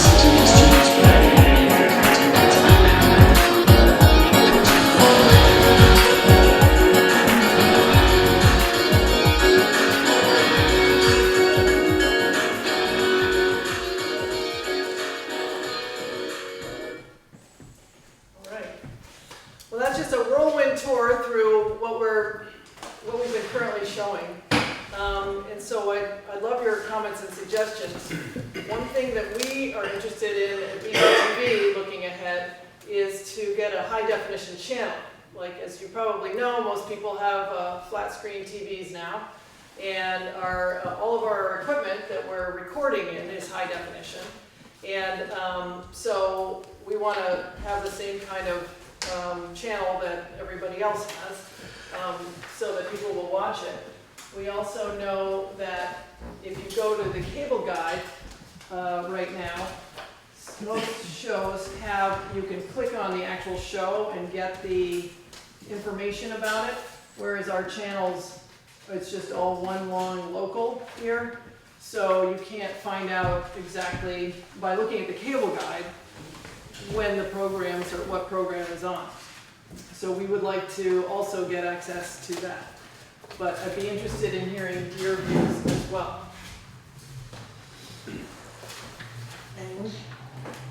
I think you guys do a good job, and I like watching it. You know, I've watched it before I was on the select board, whether it was on the TV or the computer. Yeah. And I know a lot of other people enjoy it too, so. Anyone else? No? No comments? Glad this has been online. Kill it on his first day of video camp. Yeah, well, he might have. He'll be on next year. You will be. Well, I mean, personally, I appreciate not just select board meetings, but the information of what goes on in the valley and what goes on everywhere. It's appreciated a lot. I guess just watching this tonight, a lot of times, I take things for granted. I click on, I'll watch whatever happens to be on for half an hour, or shut it off if I'm not interested, or when I sit up half the night watching it, whatever. But how's all that get financed? I'm not sure. Well, like, we have about 6,000 subscriber households in our Comcast area and about 2,000 subscriber households in the Southern Vermont cable area. Mm-hmm. So it's a federal law that a small percentage, 5% for Comcast, of the cable subscriber fees goes to fund your public access station. So every town in Vermont has a public access station. And that funding we use as a base to cover municipal meetings, town meetings, things of general interest. And then we have, above that, we have volunteers who learn how to use video production equipment like that camera. And they make programs that they want to make about things they're interested in. We put them on the channel and online. And then there's another track, which is people who want us to cover things and are willing to pay us a little bit to cover our costs. Well, that's what my next question was going to be, because you mentioned the school board meetings for our costs. What are those costs? Well, we usually example, charge something like $100, $125, something like that, for a meeting. Basically, if a school board, or I'm just using that as an example, approaches us and says, we'd like to be on BCTV, then I work with them, we figure out how long the meetings are, how far away they are, that kind of thing. And we come up with a sort of per meeting cost, and we do that, like the Brattleboro Town School Board, that didn't used to be on, but at town meeting, representative town meeting one time, somebody said, I really want to see this on BCTV. And that help that board decide to go ahead and do that. Yeah. Will you ever be on DirecTV? No. Satellite, the federal law that makes cable TV have public access does not apply to satellite TV. So unfortunately, no. But we do think that the basic cable lineup, which is what BCTV is always going to be on, is going to eventually be all high definition, because that's just going to be where the way, just going to be like black and white in color, you know. But it's eventually. So we would like to see that sooner than later, because we want, you know, our programming to look as good as it can. Oh, okay. I'll say something. You know what? Well, no. What I think is most valuable, you haven't needed yet. Because these recordings are all archived. And the day's going to come when there's going to be a great big spat over something that happened. And you're going to be able, you or somebody else is going to be able to go back to these videos, watch and listen to them, and come up with really happened. You remember years ago the issues with the business association and the gazebo at town meeting? As opposed to the And everybody was trying to remember, and everybody had a different idea about what happened and what they promised. If you'd had that on video, you would have had something to go to for absolute proof instead of just a few minutes, you know, that even then were a little fuzzy. But that day's going to come, be it a town meeting issue or a select board issue, where those videos are going to become really, really important to you. So from my perspective, you know, I know a lot of people like to watch them, and a lot of people have been very happy that they're getting them. In my perspective, I'm an archive kind of guy, and there's legal backup there, you know, which can be really, really important. So that alone is worth a fortune. Well, it's like they say, a picture's worth 1,000 words. And a video is worth even more. And just so you know, a little technical thing, you can see this is a familiar sign that this is on a YouTube video. In March, we started moving all of our municipal meetings over to YouTube. So this is embedded in our website, where we can just have the Townshend Selectboard here. But if you go onto YouTube, if somebody's on YouTube, it's also there. And that's a way you can find out how many views that meeting has. It's just we're trying to put the videos where people are watching. You have global reach. Yeah, I'm excited. I'm tired of being stopped in the grocery store. People say, I know who you are. Anybody else have any comments or questions or anything? No? Well then, thank you very much. Okay, thank you. For stopping by, and we're looking forward to town meeting, but we're not. Can we leave some surveys for you to certainly do? can. And then you can either mail them to me or, I don't know. We'll get them to you. You can get them to me somehow.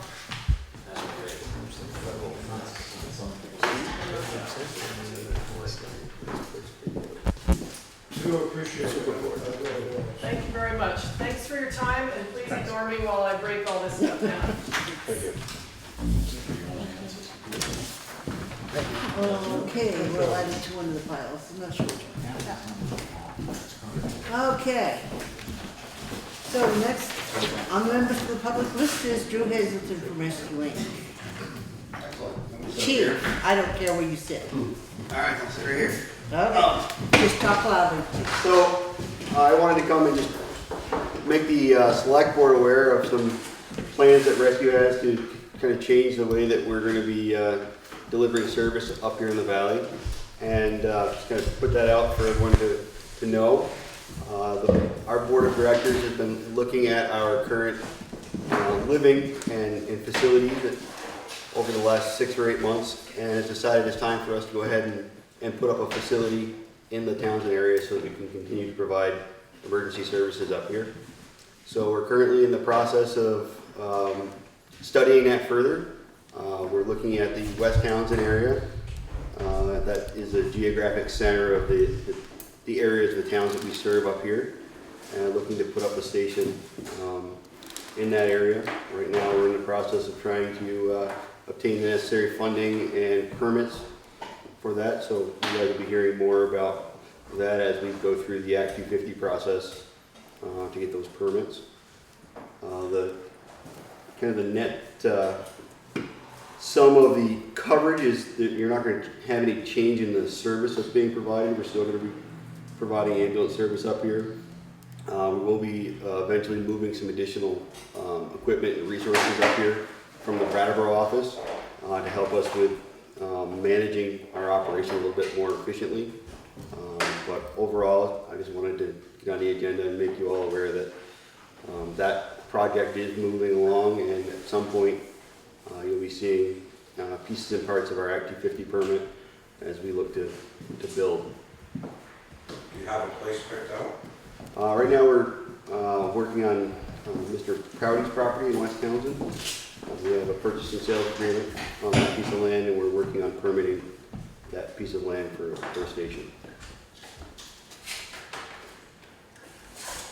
Any other questions?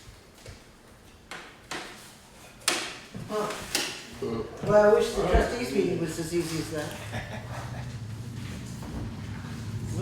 How big of a facility? We're looking to put up a facility big enough to hold 6 pieces of equipment.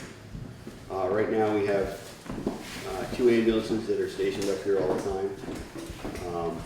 Part of the construction up here is to help us house some of our equipment that's currently outside in Brattleboro.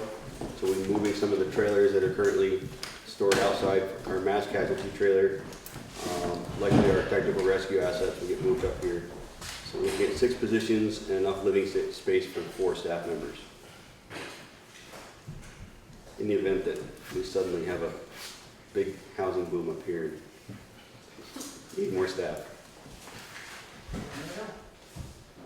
Any other questions? No? Then I guess you're off the hook. Excellent, thank you. That was quick. All right. Then moving on, the next one would be Gaila. I'm assuming you want to, speak to the letter you wrote? Sure. I noticed a few weeks ago that there was a business on the Commons, the Uncommon Dog, and I have been thinking of, in the past year, starting a mobile massage chair business. I have a massage chair. I'm a trained therapist.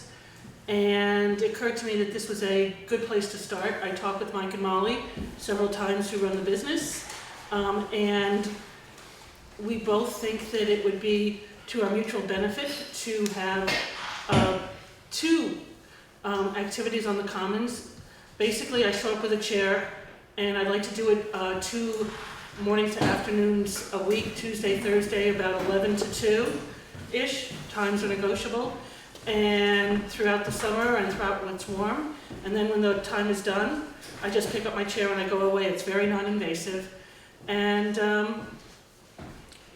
we both think it would be a nice thing. I'm not sure what else to say. Not the best marketer in the world, sorry.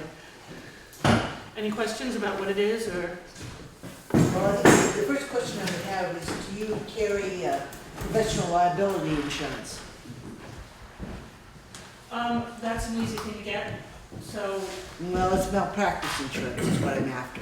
I understand that, and when I had started this, I had gotten sick, so I hadn't gotten that far in the process. Thank you for reminding me. That's basically just sending off a check, so I don't, but I will, and if you want, if it's contingent, I can come back and show you proof of that. Well, we certainly need to know that there was some, particularly when you're getting into physical manipulation like Sure. that on the common, we want to make sure that we were covered. But anybody else?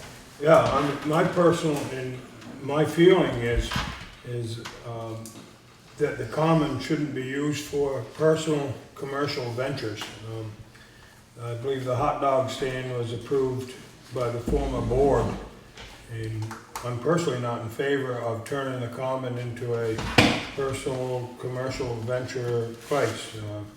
There's been some chat around since the hot dog Stan, that people have come to me, and somebody wants to open a small engine shop there, and display their wares there. So I think that the board has to be really careful about how that common's used. That's my own personal opinion. I know when there was a farmer's market, and a farmer's market is often a stock share, so, and I was thinking,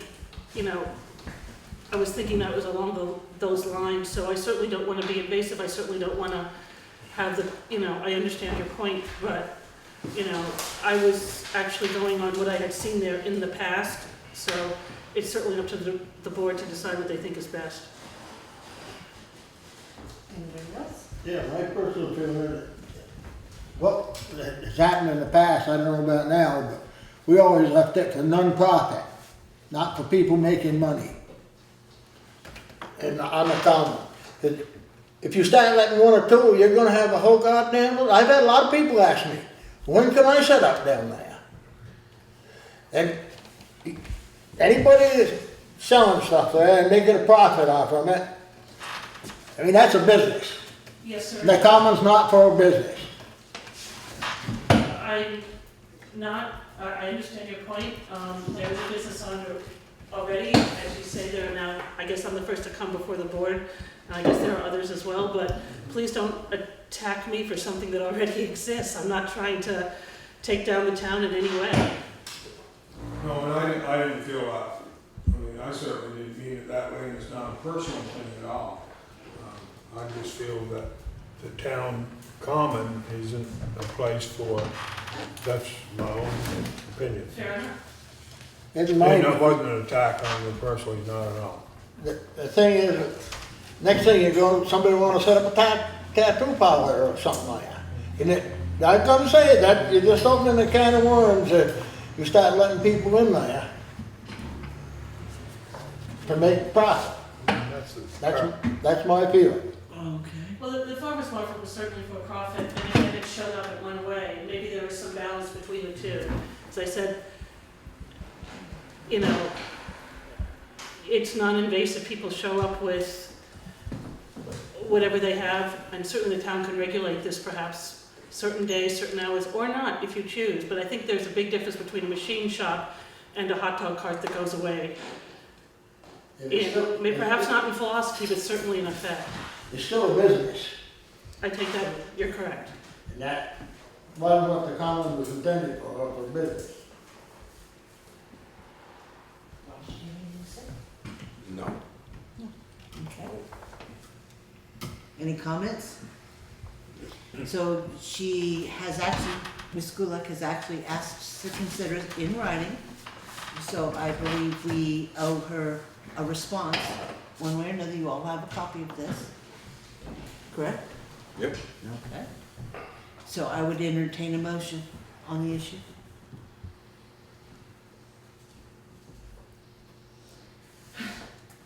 I'm kind of up in the air, because if the board before passed for somebody to do something there, then,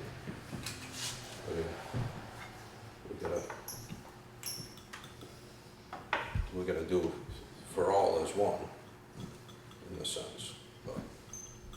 We've had different boards in the last 3 years, and the politics have been changeable, and the boards have dealt with things without, which is often the case, well, I won't say it's often the case, but it's sometimes the case, without thinking them all the way through or thinking the ramifications. The permit now is renewable annually. So this is, Mike has been there, Mike and Molly have been there for a little over a month now.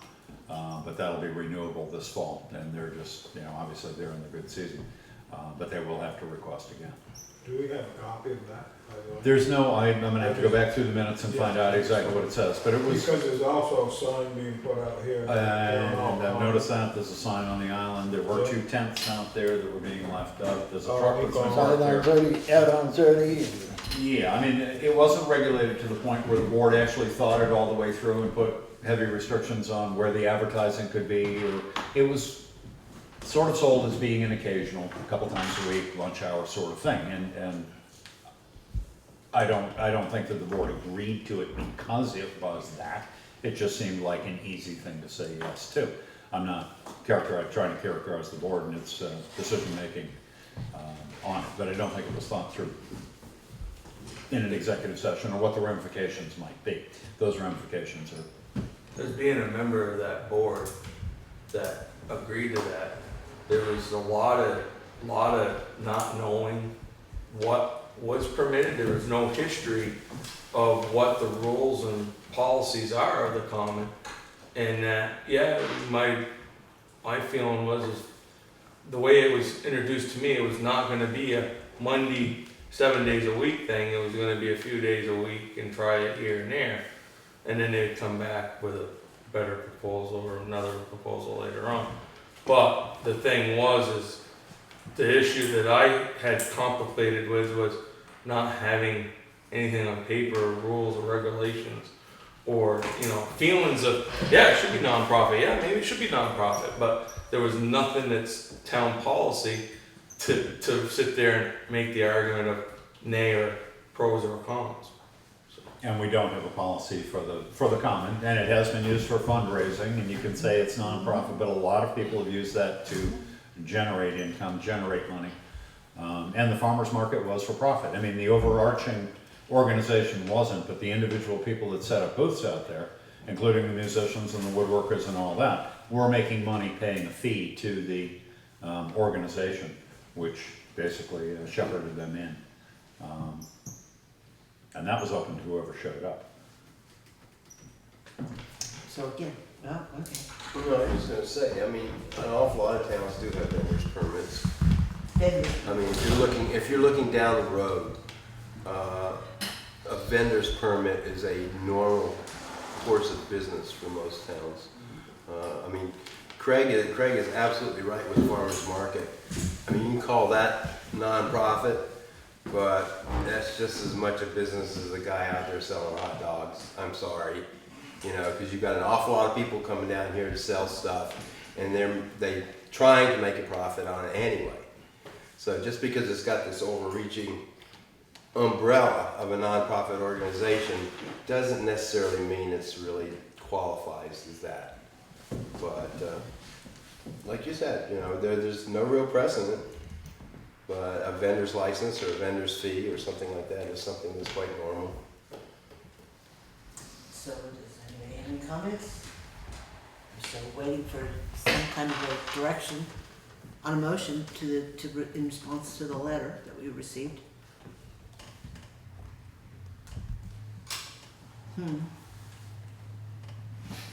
Would you like to think about it a while? And we can respond in writing? Do we have actually there's nothing at all that's what the common's for? The common is not technically owned by the town, it's owned by the church. The town keeps the common. Irv knows better than I. It's owned by who? Isn't it owned by the Congregational Church Society? The actual real estate for it? It's owned by the It was granted, The auspices of the town of Townsend, as long as the church. the church, but it's inhabitants of town of Townsend, not. the inhabitants of the town of Townsend is how that reads. As long as, and the town is responsible for its maintenance, as long as the church is supported in existence. So And if the church fails, then the common reverts to any rightful heirs. And there is heirs that are still alive. Right, no, I know that, and this conversation did come up in the last couple of years, with the planning commission and with the board, as the church was undergoing some renovations and there were questions. Hans Russell looked all that stuff up Right. when he was here. But technically, the common isn't real estate that the town owns, even though it holds it in trust. Yes. Essentially. That's the right word. It Right. holds it in trust, and it's our responsibility. Right.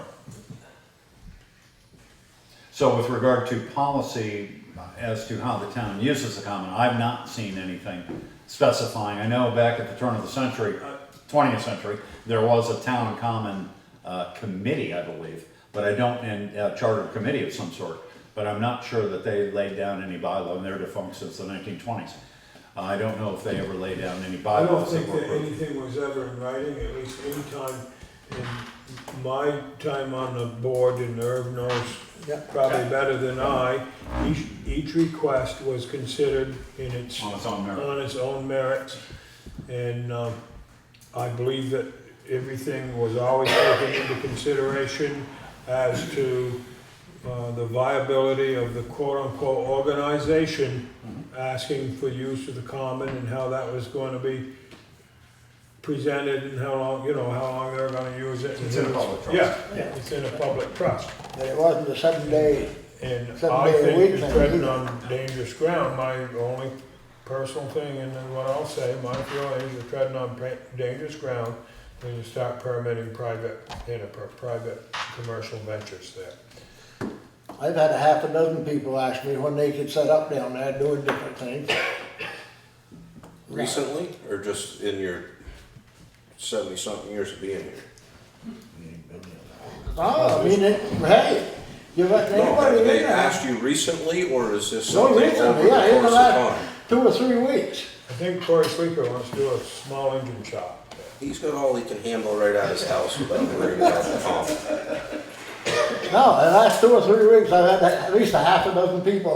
Well, after we amended to change the fence out here, I had people asking about amending pieces of property That's that right. they adjoin around the town too, so it's like, I mean, So as one goes to the other, I mean, that's,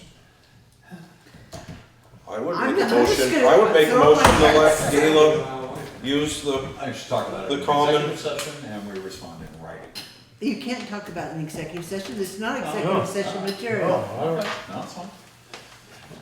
So did you make a motion? I made a motion to let Gaila use that we should allow her to use the common. That's appropriate. The motion needs to be positive. You can't make a negative motion, so. He said This yes. opens up to discussion. With a Right, second. well, is there a second? Well, maybe it doesn't. Well, There. We tried to go somewhere with it. No second? if somebody seconds it, you don't have to vote for it, but if somebody seconds it, you can get into conversation about it, of course. we can do that. Nobody seconds it, the motion dies as it was done. Nobody's gonna second it. Okay, we still owe a response. So I'm assuming you wanna do that in writing then?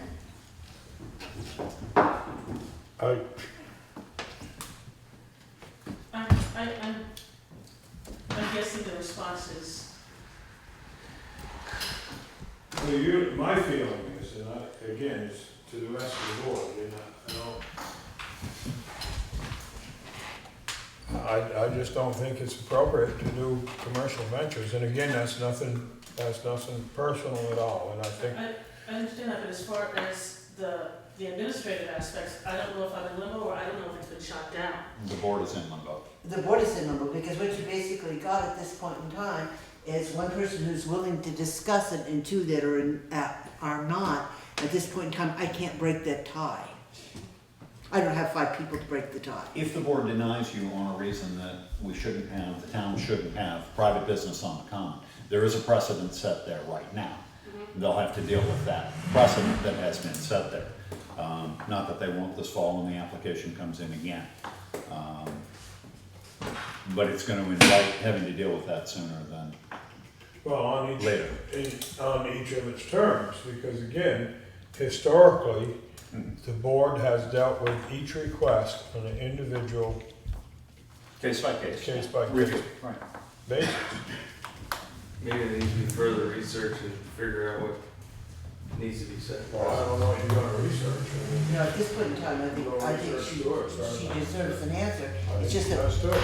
at this point in time, with the way the board is currently sitting right now, I can't break, there's no time. I mean, I think, and again, with 4 board members, if it were a full board, I would be prepared to make a motion, but I don't think, I mean, right now, I think it's for naught, and I would like the other board member to be here. Well, there's the 20th, I don't know where to go with this. I don't know I feel where- like I'm opening up a can of worms, I Well, feel really bad about this. But in reality, that's why we have a 5-member board, and it's, because it's gonna be, I mean, we Either way. could. If you have 2 and 2, you can't, there's no decision. Right. It's up to you.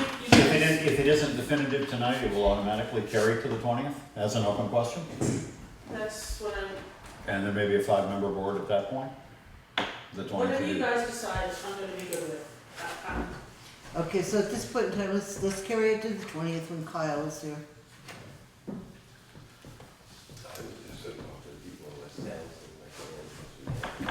So that's a table in that whole. Yes. Because the motion never made it to the table.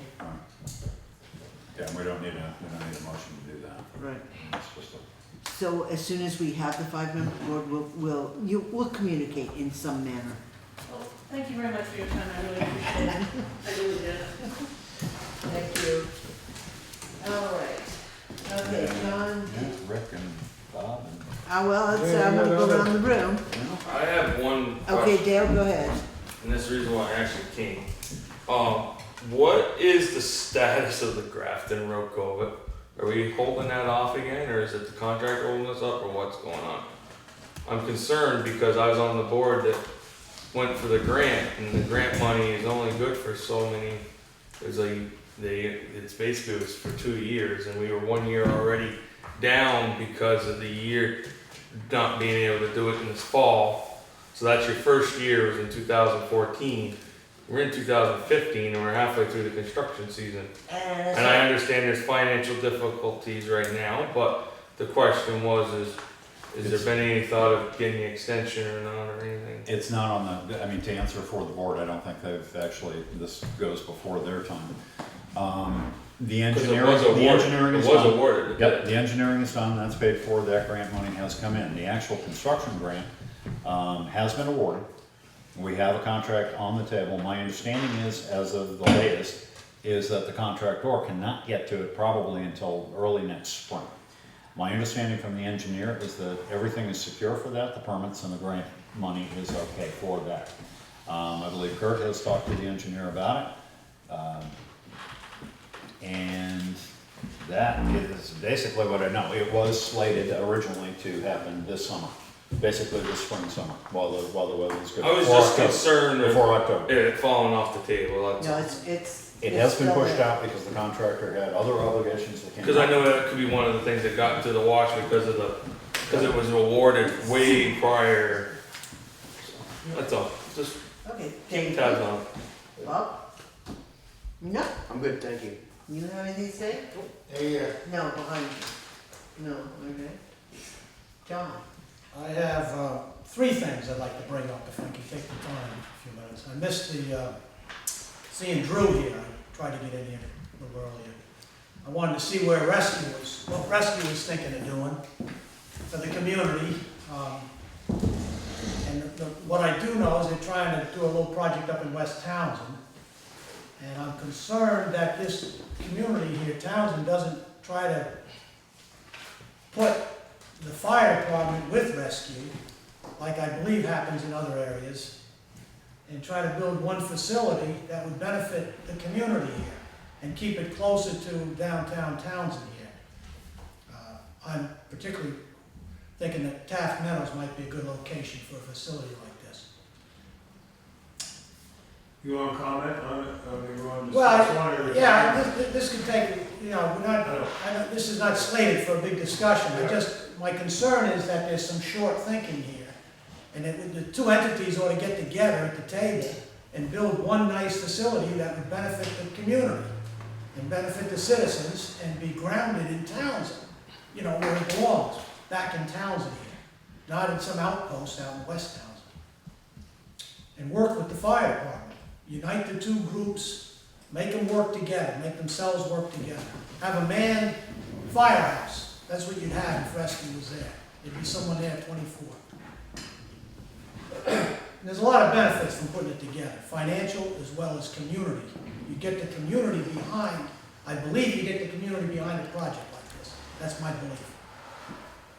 If I may give some history just on this particular subject, it has been discussed. I mean, it was discussed a number of years ago, back when a former select board member, David Diesendorf, was on the board. It was discussed at the board level about utilizing Taft Meadows in particular for potential helicopter pad, but also a fire station built into the hillside, and the possibility, maybe not of combining it with a rescue ambulance operation, but allowing rescue to use potentially and renovate the old fire station, which the town actually owns. Just that postage stamp that the building is on. But it would have been seemingly for the future ideal, potentially, for rescue to have those bays and the upstairs quarters. The board couldn't entertain that idea. It went through David to become a committee to make that study through the fire department with a planning commission member, a select board member, a member or two of the public. And this was set up some 16 or 18 months ago that committee talk about it. I know that it is still in conversation at the fire department, but in that much time, nobody has come to the table to present anything to the select board by way of a proposal for a new fire station or for any combination of fire station, rescue, help each other out kind of thing, where the old station actually gets used as a hospital or as an ambulance function, or whether buildings get combined elsewhere. And I know Dale's talked about buying a new pumper that won't fit in the old station, and I know it's coming up on time that we'll be looking at in a year or two or three. And some of these things do take a year or two, but it has been 18 months since I don't want a study committee was charged. necessarily belabor the thing, but again, I agree with John, and I have since way back in when we first purchased Taft Meadows for future use for town facilities. And I hadn't heard a whole lot about rescue until the last, a couple of months ago, when I remember I said something to you about it or somebody when I first heard about it. And my whole idea of I don't know what's going on was then, is now, of the fire department's resistance to doing any changes in building a new building. And I don't know where that stands now, but that's the last that I heard. Then listening to Drew tonight, because I had thought I might talk a little bit about that, but it seems that Rescue has already signed a purchase and sales agreement on the piece of property. I wish Drew was still here, but I believe that's true. I can speak to it as chairman of that board. And they have signed a purchase and sales agreement. They're awaiting the permitting process. And the firehouse, the existing firehouse, like you're talking about, won't be big enough of a facility for what they're looking at. They're looking to house 6 vehicles, am I correct? 6 bays. 6 bays. So it's a bigger facility than what that would house. I would definitely be in favor of a firehouse rescue combination on Taft Meadows. I don't know if it's too late to begin that whole conversation. 18 months ago would have been good. I wasn't aware of rescue's thoughts and ideas at that point in time, and even where that committee stands now. Personally, I wasn't aware of it. Can I comment a little bit? As being a member of this West, sorry, is it okay, Kathy, if I speak? That, John, there's some bigger items to that. As being a fire chief in Jamaica for I was 4 years, and then I've been in the fire service for 30 years, matter of fact, just my anniversary this year, just the other day. That the idea of what I see rescue trying to do, and I'm an outsider to that. I wasn't a purvey to, I had heard rumors, and tonight kind of Drew kind of lightened the priority on it. But the idea of what rescue's trying to do is for the whole West River Valley. And you have to think about the response times to Stratton, to Wadsboro, to Jamaica, to the outreach of other areas that rescue covers. And if you look at it, the West Townsend, East Jamaica area is the key function in that whole realm of emergency services. When it comes to response times for medical calls. It may make it 5 minutes longer here in Townsend, but up there, it's 35 minutes. That makes it 30 minutes. That 5 minutes to 10 minutes between here and West Townsend is somewhat of an appealing thing for them. Also, I think the fire department, sees the point of, yeah, it would be nice to have a new firehouse, but they also know the financial burdens that it lies in this town. And that all the members are taxpayers, and yeah, we have issues, and we do what we gotta do to make by. And I know that it's still up in the air. If we could do it cheap, they would take a new firehouse over in Tap Meadows, I think. But it's a 50-50 in the department. And some of them say, what's wrong with what we got? Well, it isn't adequate in the sense of future. It does work for now. But if you were looking at emergency services in the future, yeah, apparatus right now, truck chassis are 7 inches taller. They don't fit in the door. You have to maybe downsize to get it to fit in the doors, or do you just raise the roof and go up 6 inches, or do you build a new building? That's the decision that everyone needs to make at some point in time. Maybe now isn't the time. Maybe 10 years ago was the time, or in 5 years it's the time. But the thing is there's a huge thought process that needs to be involved in that, and it's just not Townsend as one would rescue as it is the fire department. Every town in this area has a fire department. Not every town has an ambulance provider, is the same ambulance provider. We have rescues in the fire departments, yes, but none of them do ambulance transport. That's where that comes. And my mind is it's more than something that takes a year to plan. And I know rescue's probably been planning this at least a year out. So I know it's been bounced around for years. So I just don't like the idea. My last comment is I don't like the idea of a non-profit organization like Rescue being embedded with a municipality part. Yes, we contract with them. It's the idea is 20 years from now, is that still going to be the contract? Or I don't want to switch contracts. I love Rescue, but you have to have that separation sometimes. That's my answer. Neil, I want to speak first. Go ahead. I want to address the fact, the reason behind Rescue's move. And the reason behind the Rescue's move is the federal government has changed the funding formula for Grace Cottage Hospital, which makes it impossible for Rescue to remain in the quarters that we have had since we took over the ambulance service up here. That change has led us to a situation where we have co-ed sleeping arrangements. The spouses and the providers are not happy with that, and I can't blame them. I wouldn't want to be in that situation either. So, in an effort, after looking at multiple parcels of land, multiple houses, multiple areas that could be refurbished, it was decided the most efficient manner and least expensive manner to solve our crisis was to build. This is not a fly-by-night, quick moments discussion.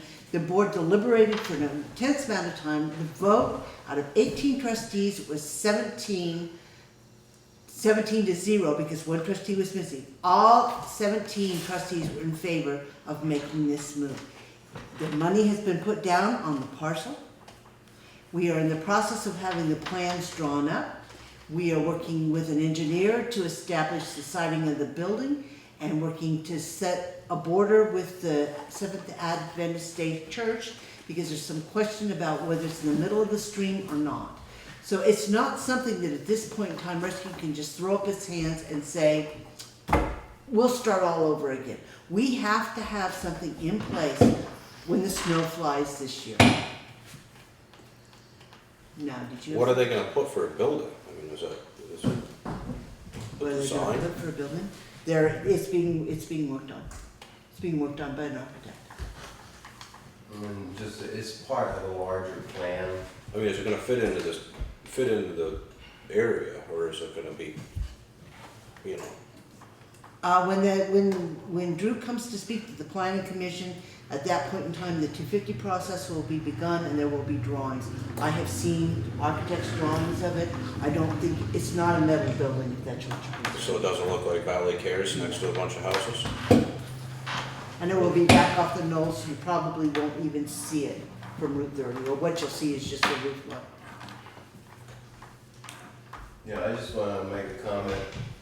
And I'll be honest, John called me a long time ago. We spent a long time on the phone. And I was blunt with him, because I'm blunt with anybody. You can't do it.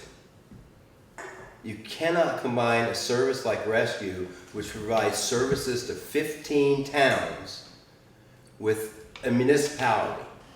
Because you're going to get into such conflicts that nobody is ever going to be able to solve. I mean, it could be the simplest thing, and it'll get blown out of proportion, and then everybody's day-to-day operations will be impacted, and it's just not workable. I told him it was not workable. We discussed situations like that when I was there, and I was always steadfast against it, and I can tell you exactly why. Because I had to deal with the Brattleboro High School Board when I was on the Career Center. We essentially had two separate organizations, but it was controlled by the Brattleboro High School Board. Now the board that I was on had to think about the good of all Windham County students. We had a whole big plate, or a whole big group of students we had to care about. But if Brattleboro didn't think we were doing the right thing, they'd cut us off. And that's exactly why a physical location between a municipality and a nonprofit the size of Rescue won't work. Because somebody's going to want to be in control, and somebody's going to get pissed off, and then it's all going to fall apart. So really, to be honest, I'm really upset that John pursued it, because apparently a lot of people in town thought that Rescue was somehow coming out to the town and trying to beg money from you, which was hardly the case. So it put Rescue in a bad light. And there was no reason for that to happen whatsoever, because it was a one man, one idea, pursuing it on their own without talking to any boards that caused the problem. But it's nothing against Townsend, but separation is absolutely important. I understand the theory behind it, but the problem with Montpelier is they think about theory, they don't practice reality. I'm a reality kind of guy, and I know it won't work. All right, so that horse, okay, I'm sorry, Bob, go ahead. The fire station. It seems to me to be impractical to spend extra money modifying a pumper or a truck because the station isn't adequate. Right now, interest rates are as low as they're ever going to be in any of our lifetimes. The fire station ought to get higher in the priority list. None of us wants to pay more taxes. And as far as a municipality and an ambulance service, I've seen municipalities where they do work together. But they're owned, the They're ambulance owned by the service is same, owned yeah. by the municipality. No. This is not. I've seen them where they're separate entities. There's certainly a degree of complexity to it, but again, for whatever it's worth. I think it's a little water over the dam now, because I think Rescue has, They're marching down the road. in the firehouse is another whole. I know the planning commission never heard about Rescue's move, but I never did, not till just recently. Again, Which Rescue's is got okay, I don't. Rescue's got nothing to give you until we file for a 250 permit. Yeah, it's And a once private, it- it's a once private it- organization. And once that happens, you will see the paperwork. The only reason this started was because John was running his mouth. Rescue had already planned to come to the planning commission and the select board as they should. As they were required to do. But somebody decided they had a better idea, and all of a sudden everybody was talking about it, and now you're going, well, Rescue never came to talk to us. That's because it wasn't time. Okay. Calm down. No, because this really irritates me. This is exactly why nothing gets done in town, because somebody goes off on their high horse about something, and then all of a sudden rumors start up, and everybody's talking about things which aren't going to happen anyway, wasting time when they should be working on culverts, for God's sake. Yeah, well, speaking of which, I've got a hell of an agenda. I know, I'm going. Okay. Anybody else? John? So, rescue's a private organization. It is. And they're supposed to pay their own bills, they're supposed to cover their expenses. That's correct. So if you put up this building, you've gotta factor that into the rescue goals to pay back the building, for instance? Well, it's gonna come out of the business model in some manner, yes. Okay. They're gonna be tax exempt. Ooh, the silence. Well, that's, Well, again, I'm just wondering if Townsend will again bear another. okay, I will tell you what, in my capacity, and the other hat comes on, in that capacity, the arrangement has been made with Brattleboro to offset in lieu of taxes. Pilot, Yeah. So, again, that's something we'll have to talk to them about when they actually come forward with that. I can't speak for the entire board of trustees, nor can I speak for the chief, but that is something that is already in place with the other entity where we have a station. And that's further down the road. Anything else? To answer your question about where the money's gonna come from, I'm selling raffle tickets to a truck for $20 a piece. Would you like to buy one? Nice truck. It is a nice truck. Well, we bought Taft Meadows, what did the planning commission put in for agenda for the land and its Is use? it raffle tickets? Well, actually, it wasn't the planning commission, the Or town of Townsend. Had a committee. Part of that was for future development of the town needs. And I'm almost sure that's word for word. It was. Am I right, John? It was for the future development. I mean, And years were spent on drawing up architectural designs for the firehouse and meeting hall. Town and garage. Town A garage. land use committee The people did turn a it lot of down. work. Well, I just kind of, over the years, I remember seeing at one point a draw out of possibly things that could happen down there. Yeah, we had plans all drawn We up have for it. plans.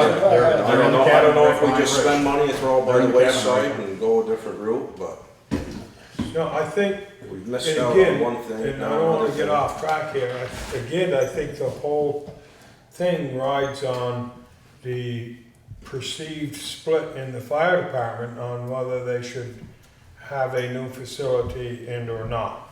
And at the earlier point, we were looking to do a new town garage and new facility for the town equipment, and they chose to do it on the existing property. That's when they built that up there, so. I think you'll see something about the fire department sometime coming, but I Oh, I believe do they're too. working on their own ideas first. I'm just wondering. There is an ad hoc 38 years committee old, that was am I ever gonna formed. see anything done with Taft Meadows besides hit hay? And that's But what I- sounded I- like it. I mean, I don't mind throwing I my agree. money at it, but I guess I wouldn't mind The seeing something question- else the done with question it came up that was tonight. actually bought for what it was planned for. Question came up at the last two town meetings about using it. One was for potentially a transfer station, a new 21st century kind of transfer station, back before we realized what Windham Solid Waste and the future of transfer stations. Well, what the raw But really basically, was. the town has basically voted, time and again, that they want to keep it as a meadow.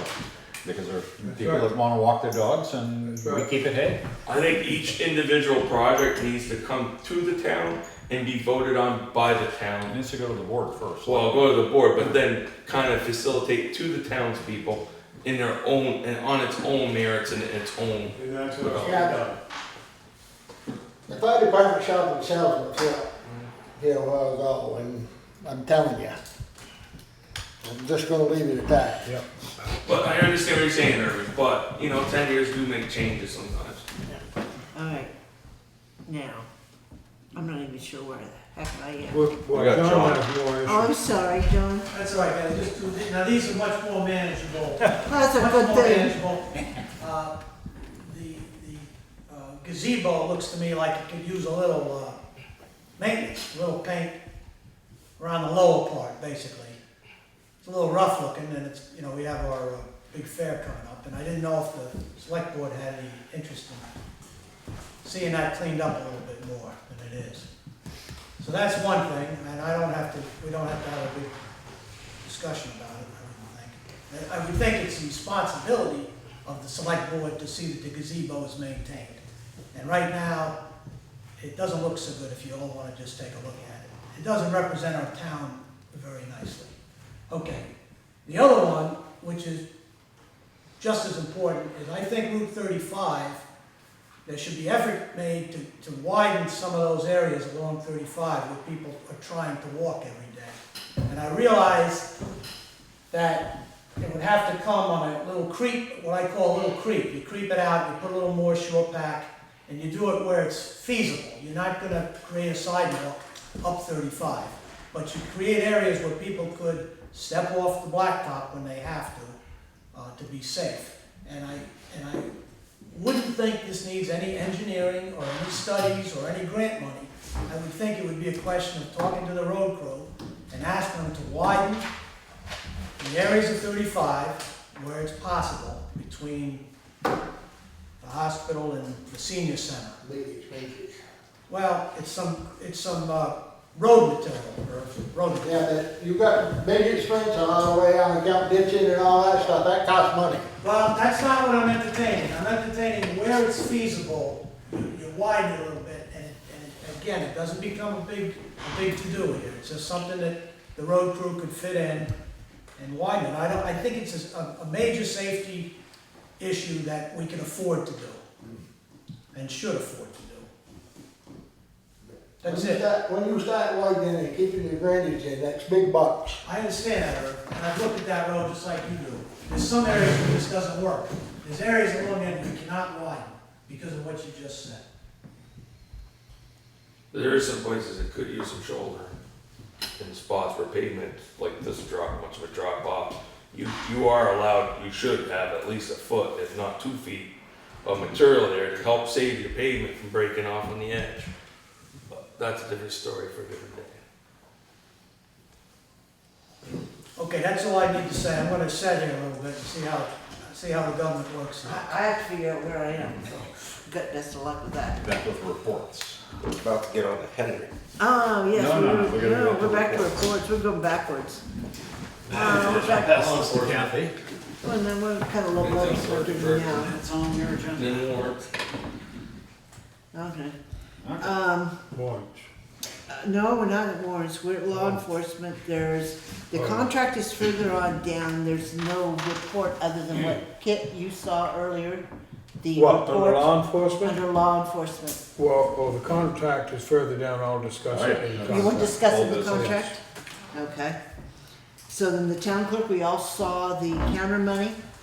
Did we get an actual total for the first, for the? I believe it's on your the budget page. Beginning of bags? Yeah, I believe it's on your printout budget page from today. I think the bag total, if I can just see the scale, it's on the first page. Budget, yeah. And trash bags, find it's that. about 7-8 lines up, trash bag sales, $497.50. Okay, so that's roughly. But I don't, Fine. One box. right, and there's considerably more. She's had 5 boxes, 4 boxes now, but this is just catching up with. And All right. we're still on last year's budget in a lot of ways. Oh, and there was some of. That printout is on. Some of last year's. the bags, oh, that was last year's. This bag? is, right, the budget, it's a budget status Okay. report for fiscal year last year, so she did sell 1 box last year. Okay. Then moving on to the treasurer's report. Yes, right now you have $473,469.25. Not for long. All right, as I alluded to earlier, Joe faxed a copy of our audit and somewhere in this disaster paperwork file, a cash flow projection to the bank with a request for the credit line that we talked about several meetings ago. That request was turned down. What was it, for 250? Yeah. And we will discuss what happened in executive session at the end. Okay. Okay? Well, I'm not, my own hesitation to that is we need to discuss it in executive session, and then we need to give a request to the treasurer for something. We might want to do executive now, so we know what we're, see what I'm saying? I don't- Because a lot of what we're talking about tonight's gonna hinge on where we are I think, I financially. can You tell follow you, what I'm asking? I can tell you financially, we're going to want to get the line of credit in place before we take on any of these major traumas, and we can't do that until we have the executive session. That's why I'm saying we should have the executive session now so that we can continue our discussions tonight, because some of these things. But you're not gonna have a resolution to be able to continue the discussions tonight. No, but we're gonna have, all right, go ahead then. You want a copy of what I said? Oh, it's in this mess somewhere, Joe. We've got copies. Oh, okay. 'Cause Like I said, we're not gonna be able to resolve it tonight to be able to know where we are monetarily. I understand that, but my thought is at least we would know more what we're talking about monetarily, if there are things that need to be discussed in executive session. Things that I'm not aware of, and so if we're gonna talk about whether we can award or whether we can expend money, I'd like to know what we gotta talk about in executive session first, before I can All right. make a, And if this helps in your deliberation, the application can be resubmitted. So, I mean, it's not, this application that went in was denied. There'll be reasons coming forth as to why it was denied. It doesn't mean that another application. coming forth in executive session. No, Well, not necessarily, I don't have the answers to exactly why it was denied. I do not have a piece of paper in front of me yet. I have a recommendation for the board in executive session, I think you guys better just go to executive session, deal with it. except that I'm gonna have to throw you people out. That's fine, I need to. You need to go, huh? But it's not gonna be a long executive session anyhow, Okay, is it? I mean, I'd make a motion, we move into executive session. let me discuss get some copies financial. made then. Now, why is it executive session? It- I don't this- know, that's what she said. again, the This is motion, finances about town. no. Everybody just stop. I will entertain a motion to move into executive session under 1 VSA 313A3 to discuss the evaluation of a public employee. So,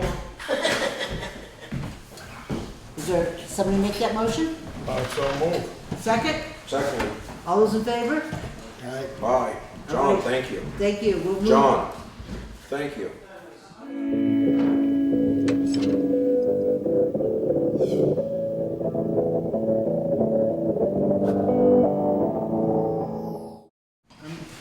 Call the meeting back to order at 8:42. Is that right? Yep. Yep. All right. So as resolution, somebody want to make a motion? As Or make a statement? As a result of a discussion in executive session, I would move that the chair meet with the employee concerned and discuss issues to work toward a satisfactory resolution for the board. Is there a second? Second. Is there any further discussion? Hearing none, all those in favor of approving the motion as stated, signify by saying aye. Aye. Opposed? Abstentions? Motion passes. So I will do that as soon as I can. No promises, but as soon as I can. Okay, now I'm lost again. Okay, so now Joe. Right. We have before us a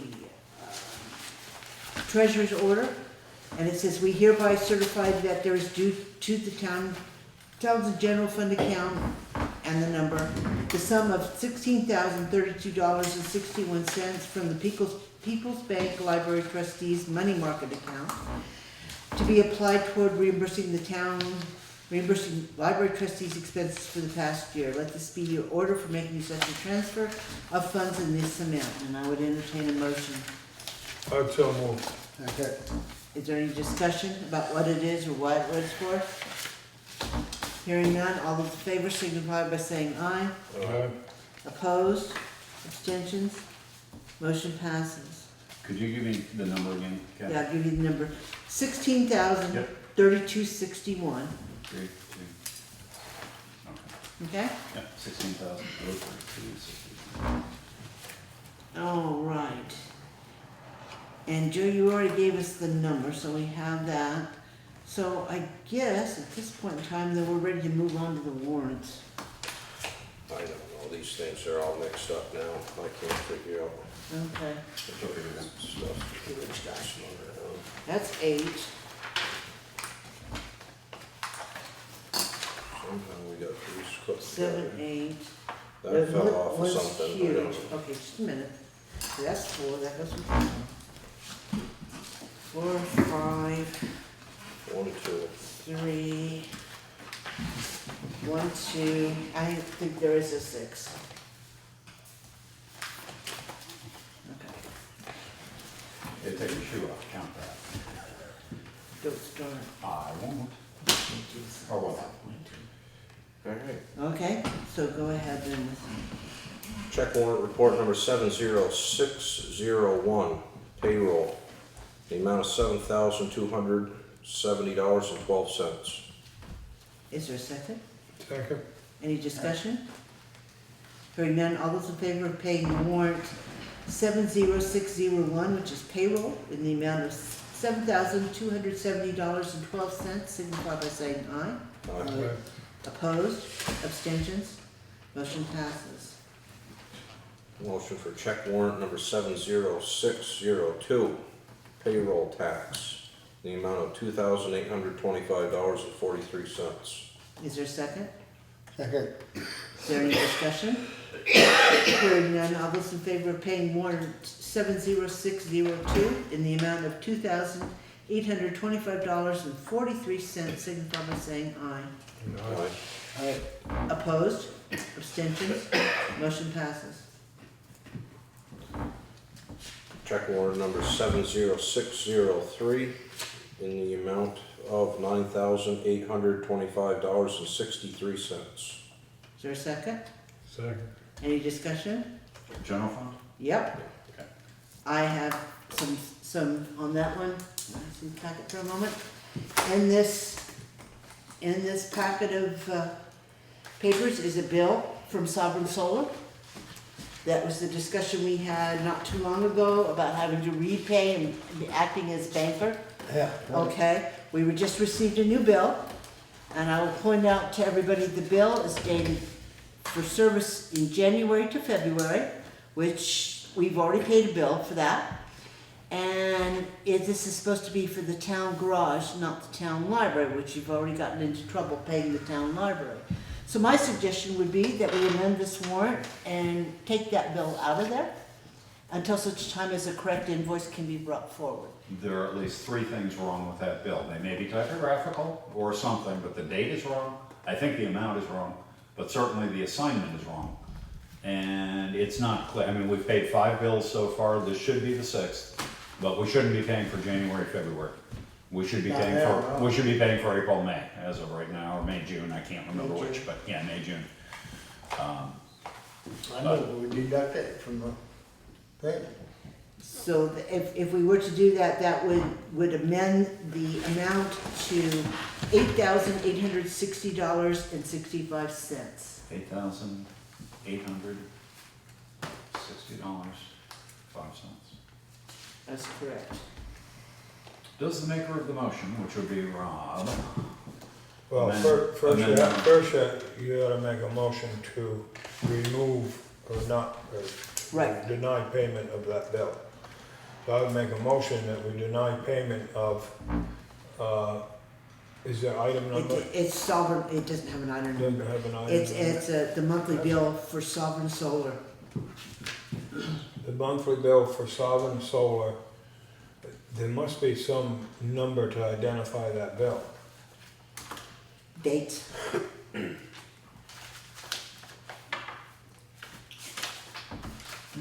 There's not an invoice number on it. There's no invoice number? or But it is anything? dated for 129 through 129.15 through 225.15. 129. Well, I'm just wondering, Let's have the same. because our papers didn't get mixed up, right? That's what came to us for sure. That can't, no, that's a date, it's date It's stamped. date stamped. Right. And that's not the same amount that we paid Yeah, I in just January, wanna make- February. Yeah, no.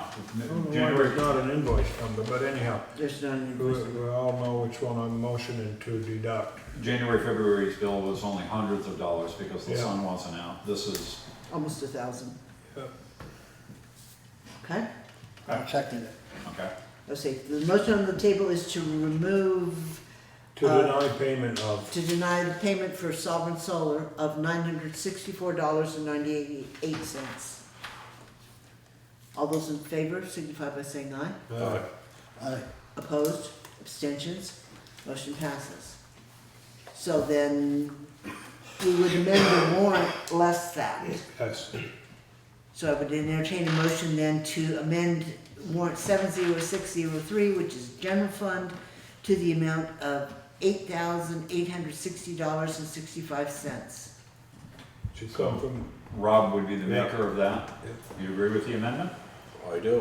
Okay, or, let's see, Kit seconded it to discuss it. You agree with the amendment, Kit? yes, Okay. Okay, any further discussion?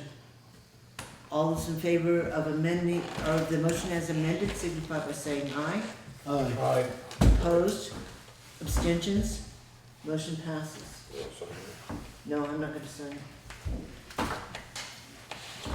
Check warrant number 70604, Highway Fund, in the amount of $5,816.27. Is there a second? Second it. Is there any discussion? I will note in that particular group that all those street signs that we've been having put off and whatnot seem to be caught up because there's some major expenses. $4,000 something. Oh, for street That sign. was one thing I was gonna bring up when Kurt was here, and I forget it. According to the MUTD, uniform traffic devices, the signs are supposed to be 6-inch letters, and you got 4s. Well, we just got a $4,000 bill for those. Yep. In fact, I showed Craig some the other day that had the 6-inch letters, where they'd replace them, and they turn around and go back to the And 4-inch letters. some of them are retro-reflective signs that they've replaced with new retro-reflective signs, but they haven't changed. Anyway, But he said this, he claimed that the state said they gotta replace them with reflective, well, why don't you put them up the right ones? You spent the money on them and,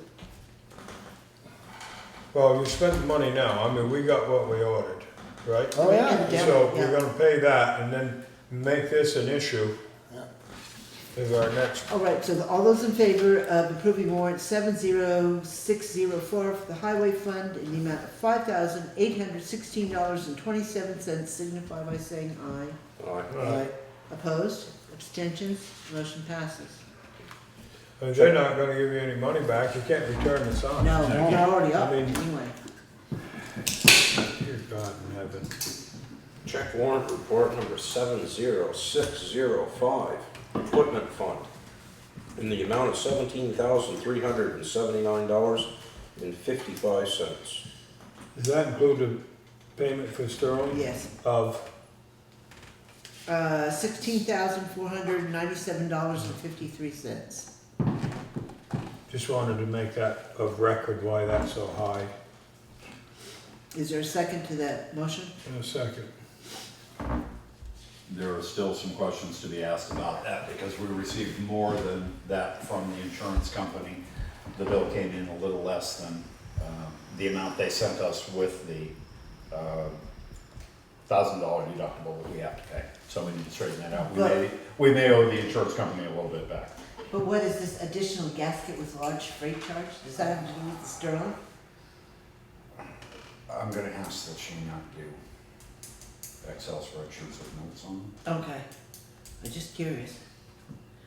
So all those in favor of approving the warrant 70605, which is the equipment fund in the amount of $17,379.55, signify by saying aye. Aye. Opposed? Abstentions? Motion passes. That's the $2 gasket with $11 freight. Yep. Oh, okay. Yep. I pointed it out to her, she put it on a note to you. Well, that was nice of her, and it's highlighted. Yeah. Okay.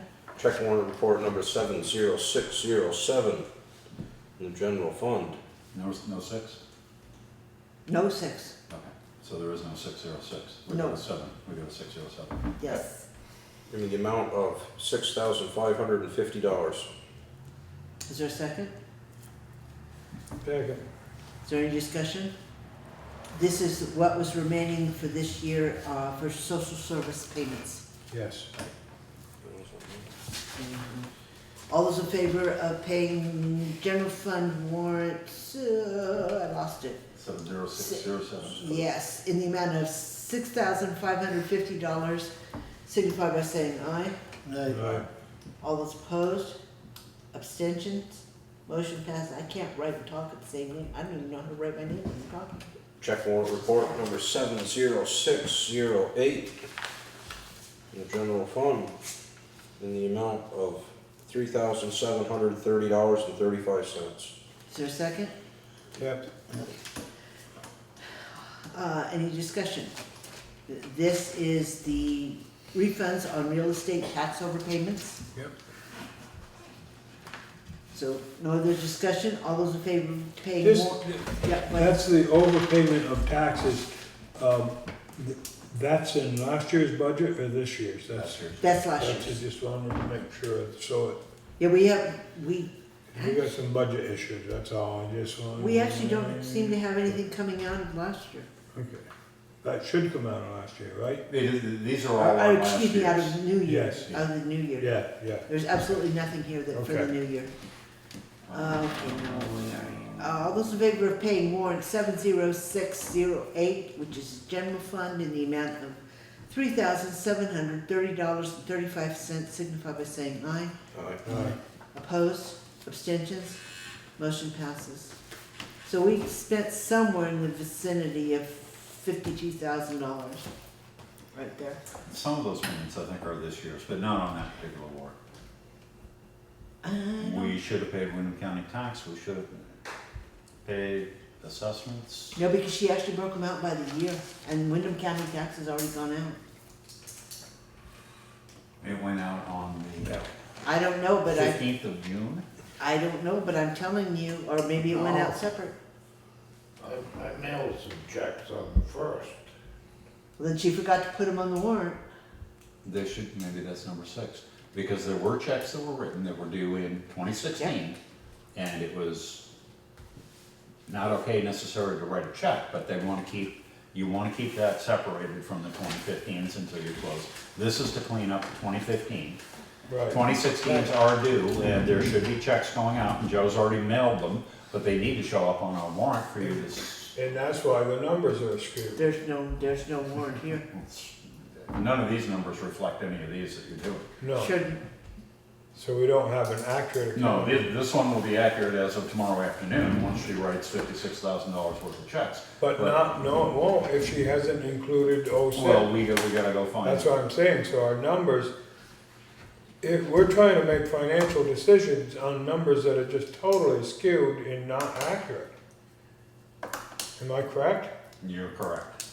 If Windham Depending County, on where you want to round the, if you want to be to the nearest 100,000, I think we can come close. That'd be good. Oh, But as of, I'm off camera. we should know what a heck we're sending as of June 30th. But you can't, the numbers aren't right. if they No, haven't gone that's what I through say, we ain't got a clue. Alright, all right, alright, another discussion. all right. Moving on then, okay, we get to zip down here to Mr. Pinkney. You all got another letter from Mr. Pinkney, where he's appointed himself the spokesperson for Harmonyville. Correct. I would suggest that we ask our clerk to refrain from responding to Mr. Pinkney. We've offered to have him come up to the town hall to get his information. We've offered to have him come to a select board meeting, and he has declined to come to those. Every time we send a letter back in response to something, we get another letter. And then he shares the wealth. He also shares with the fire department, which you don't always see as well. So I think at this point in time, the best way to deal with this is just not to engage. No, but we, through Craig, we did respond to him in the appropriate manner. At least twice And we've that's- responded to him, I mean, yes. that's all you can do. Yep. All right, and then the other issue is you also received a copy of a memo from Tiz Garfield to the Planning Commission and to the Select Board about the town hall and the need to, See that? yeah, it's there, it's right here. Did they have copies? Yeah, I think everybody did. Yeah. Pretty sure. It was emailed and I Basically, did it print out, but Kit can certainly have it. No, that's all right, no, that's all right. it's basically reminding us of the I did see that, so Retrofit. don't write me another. retrofit that needs to happen to the town hall, and the fact that we have to have approval with the historic preservation Correct. people before we do anything to the building, up to and including the furnace and other issues. I wasn't so aware that in order for us to complete the furnace thing, that you need to have issues from historic preservation. I was, and Bob was here, we should have talked about it then, but I thought the historic preservation was for the structure of the building and not the amenities like heating and I lighting. think it says it and down lower, that it kind of talks stuff. about how that if it was a radiator with a decorative. Yeah, piece on it or yeah. something. If we remain with forced Yeah, but hot how air, about- there's no question. If we go to Yeah. baseboard hot water, Then there there is, may be a because you're question. making a structural change. Well, you run into two problems. One, if you start redoing all the plumbing, you're gonna get into the need for a sprinkler system. And other issues. Unless that's changed. Unless, if you don't have a grant, I'm not saying you make a total change of the building, but it's when you get grant to historic preservation that you have to notify them of everything.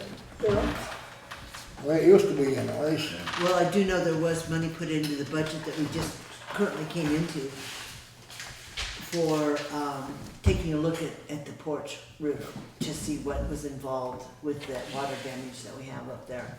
And again, that's all gonna be contingent on finances, Yeah, but yeah. that money was actually built into the budget. I don't know if that's gonna fall under this or not.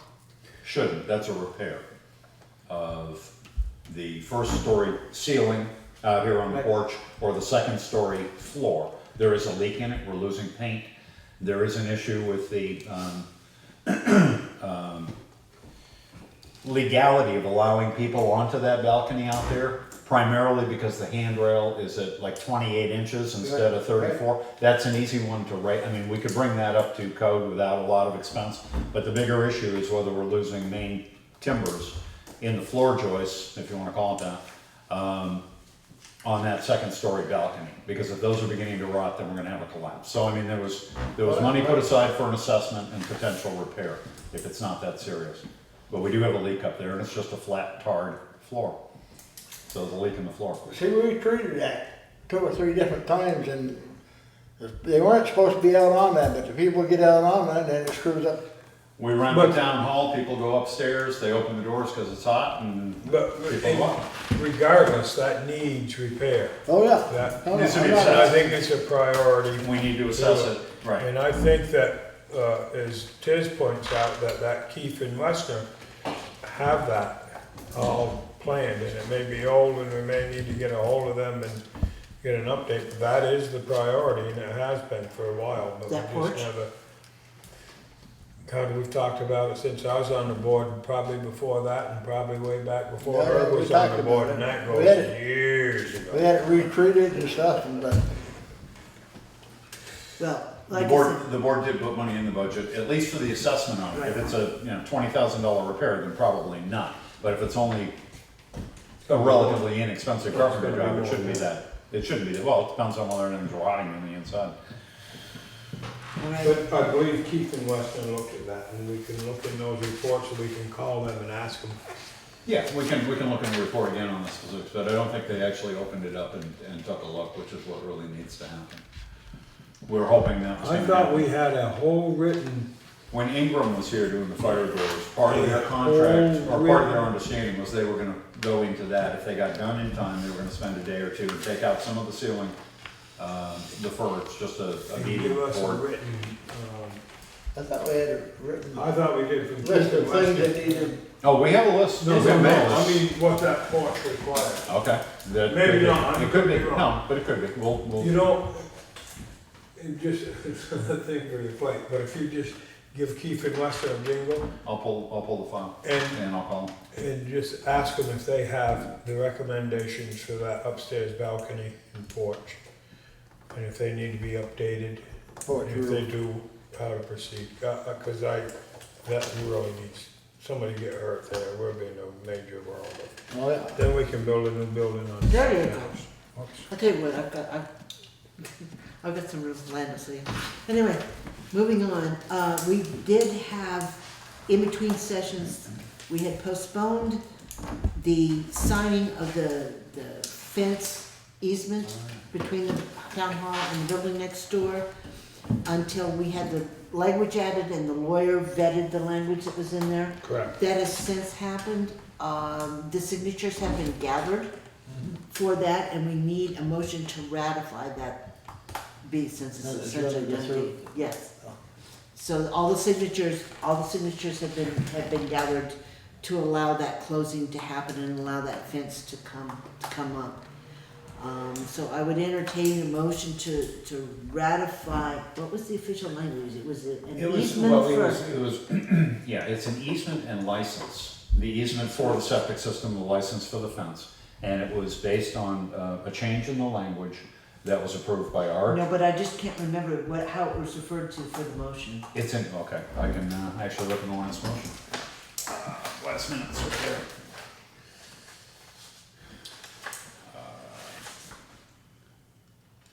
Yes, the closing is supposed to be something this week. Yeah. No, I heard way back, but I hadn't talked to her since. No, it's supposed to be something this week. It was to approve the license, it was to approve the easement license agreement. Okay. Just so we need to ratify the, For 1988 Vermont Route 30. is that what it is? That's the physical address, yeah. Okay, we need to ratify the license easement for, what'd you say, 1988. Vermont Route 30. So moved. Is there a second? Second. Is there any discussion? Hearing none, all those in favor of ratifying the license agreement signify by saying aye. All right. I abstained. Rob, are you gonna vote? No. So it fails. It fails. It's all right. Why can't you vote? I can, that tie. That time. If you don't vote, it's done, it's dead. Well, one of you, either you or Irv. Irv can't, right, because he's, No, he's abstained. Yeah, but that an abstention and a no ties it. yeah. So it doesn't happen. Well, it doesn't ratify, but we'll have to check the exact language because I don't think it's necessary. It was approved by the board contingent upon language being changed that was suitable to our attorney approving, which he has in writing. You all should have a copy of his letter. The board, out of session, but in order to move the closing forward, 3 signatures were gained by board members, and they were notarized by Joe. And that has gone to the attorney to close that out. I don't know that ratification as a formality is absolutely necessary, but in as much as you've made that motion, as to No, is this? it fails. Well, no. Okay. Okay. With this, is this gonna be written up where that fence is removed? When it was first proposed to us, it was gonna be removed once she either moves on or. It is a license to have a fence only for her lifetime or only for as long as she owns the Is it premises. gonna get written down or is it gonna? It's already in the agreement. It'll be in the land It records. is written. in the land It's, records. it's part of the document for the deed, Yep. because it required town approval, and the town is, I'd reverse my. so we have a quorum? Evidently. Okay. Small one. All right. Maybe, Yeah, I'm really sitting on the fence on that one. yeah, just sitting on the fence about the fence, ain't you? Well, the thing that did come out after the fact is the town does not own that land. We have the right to use it, but we don't own it. It is Did actually you owned by read the the house. part on it that said that nothing will be erected and nothing will be so on and so forth? But And at last I knew that when you put a fence up, Without- that's erecting something. I don't know, maybe I misunderstood what erecting something is, but. Basically, what it is. I thought it was without the consent of both parties or Exactly. something like that. It is. But I may have misread it. And totally. basically, all they're saying in this particular case, we were under the impression that that was a jointly owned section of property. When we first discussed this, it has since come to light, there is a survey in the clerk's office that shows there is a property line right down the middle. So technically, her fence is actually gonna be on her property. When they built the town hall, this lot was split up, what they call the swan lot. And it was meant that no obstruction would be placed between these two buildings. And that even excluded the storage of the building materials for the town hall. After the town hall was built, there was to be no obstruction. I listened to what you read to us. Well, but I'm telling you, there was new information that came out. We thought we owned it, we do not. When you read that to us, you were reading the deed. I had the deed, I had the Right. deed book here, yes. Okay, well, then maybe I misunderstood what you were reading out of the deed, but whatever. No, you're right, when it Well, said no, I mean, I nothing listened to shall it. be erected or to cause obstruction, but, and again, I'd get the deed back out, cause I appreciate what you're saying. But I thought it was, I think my that- understanding was without the consent of both parties. That, and I can be totally wrong. the part that the town hall owns is only 16 foot off the building. Yeah. Right, it's pretty much what we mow, And where the monitor well is. yeah. You do have that one last piece of correspondence, Kathy has put on your calculator. It's Oh, okay. just, we added to the agenda. We got a thank you from, who is this? I think it's Morningside.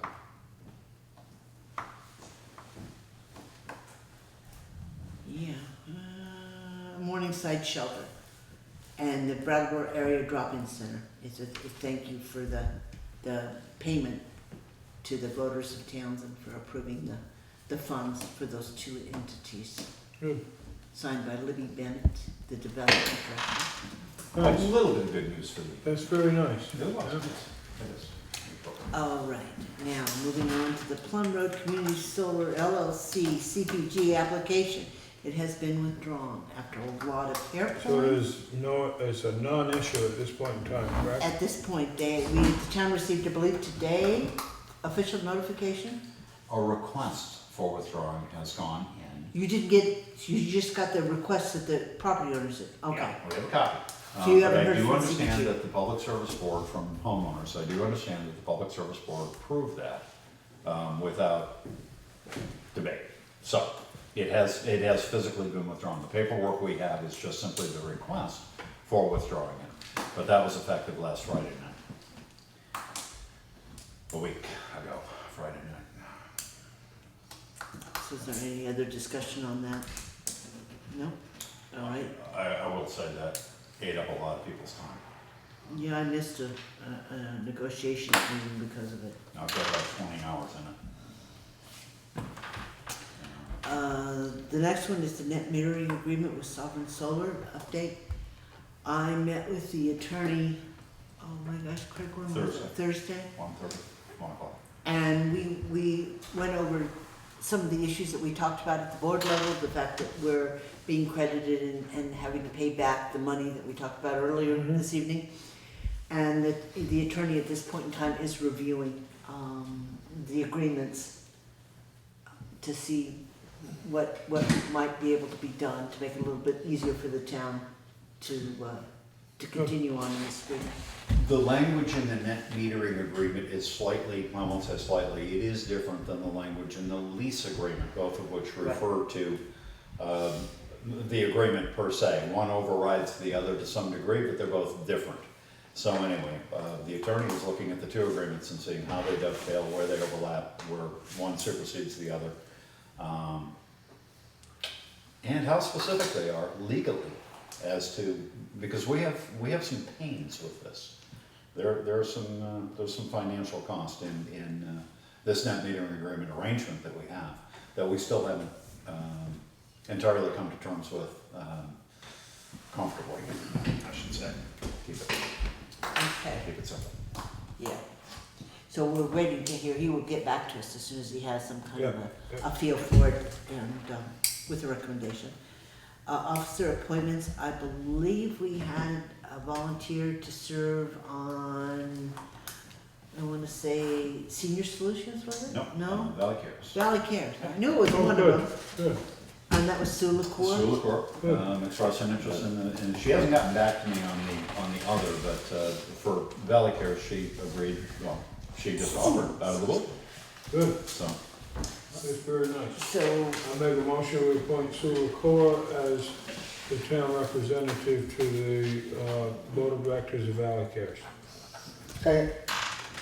all those in favor, signify by saying aye. Opposed? Abstentions? Thank you, Sue. The motion. The other thing that we're starting to get a lot of grief about is the fact that we need to name a floodplain administrator. Is there some sort of a description of what he will do? I'm gonna let you field that one, because I got caught in the last one. It's a little complicated. We do have a floodplain, and we are working on floodplain, for lack of a better term, ordinance. But some people don't want to call it an ordinance per se. But anyway, we do have floodplain that FEMA has declared, even though they're updating the maps a little bit. There are, can't remember, 13 properties maybe between here and Jamaica that are technically in the West River Valley floodplain designated area. Most of those don't have any building on them. Most people that own them wouldn't build on them, at least not in that which is designated floodplain. Should they choose to do that, put up a building, they need to get through the state processes and get approval of that. The town would have a final say as to whether they could put up a shed or a garage or something in the floodplain. It requires them to go through civil engineering, get it signed off, come up with a plan, essentially get it approved by the state. But if the state does approve it, and they're basically clear to go, they still have to put in an application to the town. The floodplain administrator is something which is necessary for the town to have, or you're out of compliance with a very small part of the National Flood Insurance Program, but a bigger part of FEMA's reimbursement offers if you have another tropical storm Irene. So, they are pushing for every town to name a floodplain administrator. We have sought one, we don't have one. We don't have anybody too versed in that field, civil engineering field. In order to get the ordinance to go through, to get the planning commission basically to bring it to the select board for approval, that was one element they had to put in there. I threw my name in there.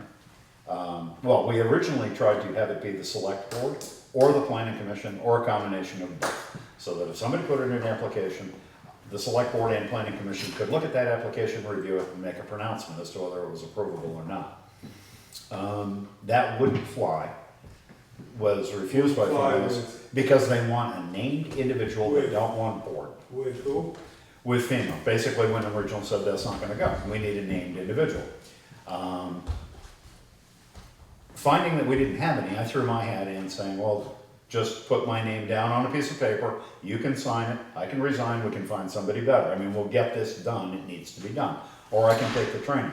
The odds-on opinions are, it's not gonna come up once in 10 years. And if it does come up, and it ever gets to the point where your local town municipal floodplain administrator has to make a decision on it, That individual is likely to call a civil engineer, Michael Marquise, is likely to call our attorney, is likely to bring in big guns to take a look at it.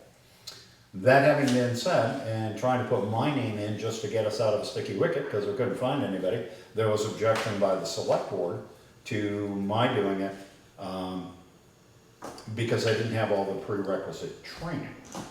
So, it's been idled since. We've just gotten third notice from Windham Regional, they need to get this processed, we need to name somebody. Training sessions are coming up in August and September. You know I Joe? have no interest in it. You know what? I'm done civil training. But anyway, Windham Regional just sent another request through asking who's it gonna be, and I wrote back and said, well, I think we ought to appoint John Adams. Be good idea. A second. It doesn't have to be someone, it just has to be a citizen of Townsend. resident of Townsend. Why don't you get Chad up there? He's an engineer. Chad would probably take that position. And he would qualify. Or Brad Sanderson, isn't he a Yeah. civil engineer? I mean, if you gotta meet the qualifications, these guys aren't gonna do anything, if I may say that, it'd be a long time. It's up to the select board and or the planning commission to find somebody. I don't go out on limbs looking. I mean, if you ask me to call Brad or Chad, I'd be happy to. I mean, there are people around, potentially. But this has been in front of the planning commission for almost 2 years. And it's been before the board at least 3 times to try to find somebody. This is one of the hinge pins that's holding it up, is actually putting somebody's name in there that's willing to do this. And I've not heard from anybody. Nobody's come up and. So there's an element of urgency here, that's what I'm hearing. They want to get this buttoned up probably this month in July, you know. But it is. Because there's nothing that, if John were agreeable, there would be nothing to prohibit him from resigning 2 months from now and us appointing somebody else that may be interested. That is correct, but you would not want to leave it vacant. The other part of the urgency on this, and this is being driven by Windham Regional, trying to get these things cleaned up. There are a couple of towns that still haven't done it, Townsend being one of them. The other part of the urgency, and John will tell you, is that we need to go into print with a new town plan, which hasn't even begun to be looked at, somewhere around December, or we're not gonna have one. I mean, we have to have public hearings, they have to propose it, you guys have to accept the new town plan and the writing in it. And it's gonna be probably September before we get around to, if we're gonna have one more meeting. If John's. But that has to be willing, incorporated John, into it. just for a namesake until we can. And you can help us, I mean, you can talk Well, I'm about it, not I'll sure. talk Didn't about you it. say you had some sort of, Well, there is training coming, I don't think you need to be a civil engineer, but there is training coming up, I think offered through Windham Regional. Guess you get some. I haven't seen where it is, but anyway, Alyssa Sabato indicated that there are training sessions coming up in, I don't know where they are, in August and September. But part of the reason why I couldn't go in as the clerk of the planning commission or administrative assistant of the select board was from one of the board members last. I mean, it seemed like it was a done deal, but from one of the board members saying that the qualifications weren't there. And It wasn't me. what was that? I said, that wasn't me. Oh, I wasn't looking at you thinking it was. Well, you I were was looking at me. Well, I was looking at you because you will remember who that board member I was. will. Not that it makes any difference, but there was that objection. And as we try to get the hazard mitigation plan done, this is a component of that, the floodplain ordinance, both of which need to be put into the town plan, both of which the select board needs to approve when the planning commission has finished both of those. And then the public hearings to adopt. So, which, That was the short version of. that was short version. Yeah, it's a short version of a lot of conversations about this subject. So what's your pleasure? So, John, I mean, you're on the planning commission, you kind of know how the wheel's rolling along. You know, we can talk to Brad or Chad or whoever at some point, but if you can put your name in there now, if you even wanna partake of some training, it'd be up to you. I think the town will be behind that.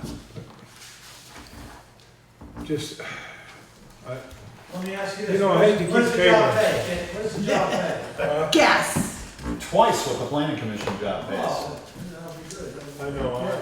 Now, to move it on, if that's what it takes, I think somebody like Craig is more qualified, because he understands this stuff, but that's up to you guys. You know, if it's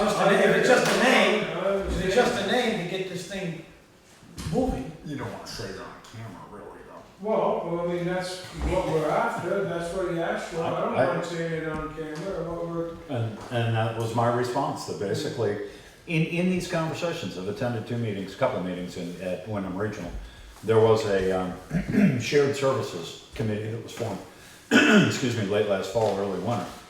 And one of the things that I brought up with a matter of urgency was just this subject of a floodplain administrator, that there are towns like Jamaica, like Townshend, Newfoundland, that have floodplain in them, serious floodplain in them, but are not going to get requests very often to have somebody get involved as an administrator. I mean, personally, I don't like that. And I don't like for lack of a better term, the power that one person is given could override any of the applications, and it certainly would be an appealable decision, but it's I mean, if I were, what I'm saying, if the board, just for conversation's sake, if the board appointed me and I didn't like you and you applied and you got everything, all your ducks in a row, and I said, oh no, you ain't gonna let them do, see what I mean? And it's there was an effort to find a regional administrator that could work for various towns on an on-call as-needed basis. That individual would work with the select board as the final decision maker, arbiter, whatever you want to call it, of the decision. But the administrator would work with the individuals who are putting in the applications. It might want to be a paid position, I don't know, but I don't foresee in this town, and Art will agree with me 100%, I don't foresee the need coming up anytime but once, maybe in 10 years, if that. And therefore, it's kind of a moot point. Nonetheless, in order to satisfy the requirements of the document, somebody does need to be named. And that's why it's on your list of officer appointments. And that's why I moved that we appoint John, because, and he's a, no, I mean, because you're here. Number one, if you weren't sitting here, I probably would not have done that. But number two, as I'm looking around the room, and you are on the planning commission, that's why I made that motion. I'm certainly willing to withdraw, and I appreciate your suggestion that we talk to Brad, Chad, or somebody, but in the spirit of getting the wheels going, that's why I made that motion. I can appreciate that. Why don't I bring it up at the planning meeting tomorrow night, Wednesday night, and see? And then get back to you guys. All right. I mean, we need a name to get, the planning commission needs a name to keep this rolling. Well, the select board is going to need to approve the floodplain ordinance as written, and we need to fill in a couple of things. But the biggest thing right now is that name, is who's going to be the administrator. So we can revisit that on Wednesday night at the planning commission. Well, we can appoint you. I mean, I don't care. I just think there's so many things that we continually put off to the next meeting and put off to the next meeting, and pretty soon nothing gets done. And personally, I feel like I bat my head against the wall because we don't. Well, you need the name and time when the application comes, when we present this to the board. You don't need it tonight, you need it when it gets presented to the board, is that correct, Craig? It's already Well, gone I to need to regional. write it, but we need to get it back to Windham Regional so that they can take it to the next step in the approval process and the solidification process, as it were. I thought you needed somebody tonight. Well, it would be nice to have somebody tonight, if somebody was willing tonight, or if somebody was agreeable to the board to make that. It can certainly, wait. It has.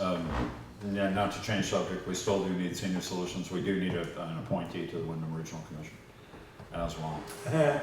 And a screening committee for social services. Yeah. All right. What we really need is more committees.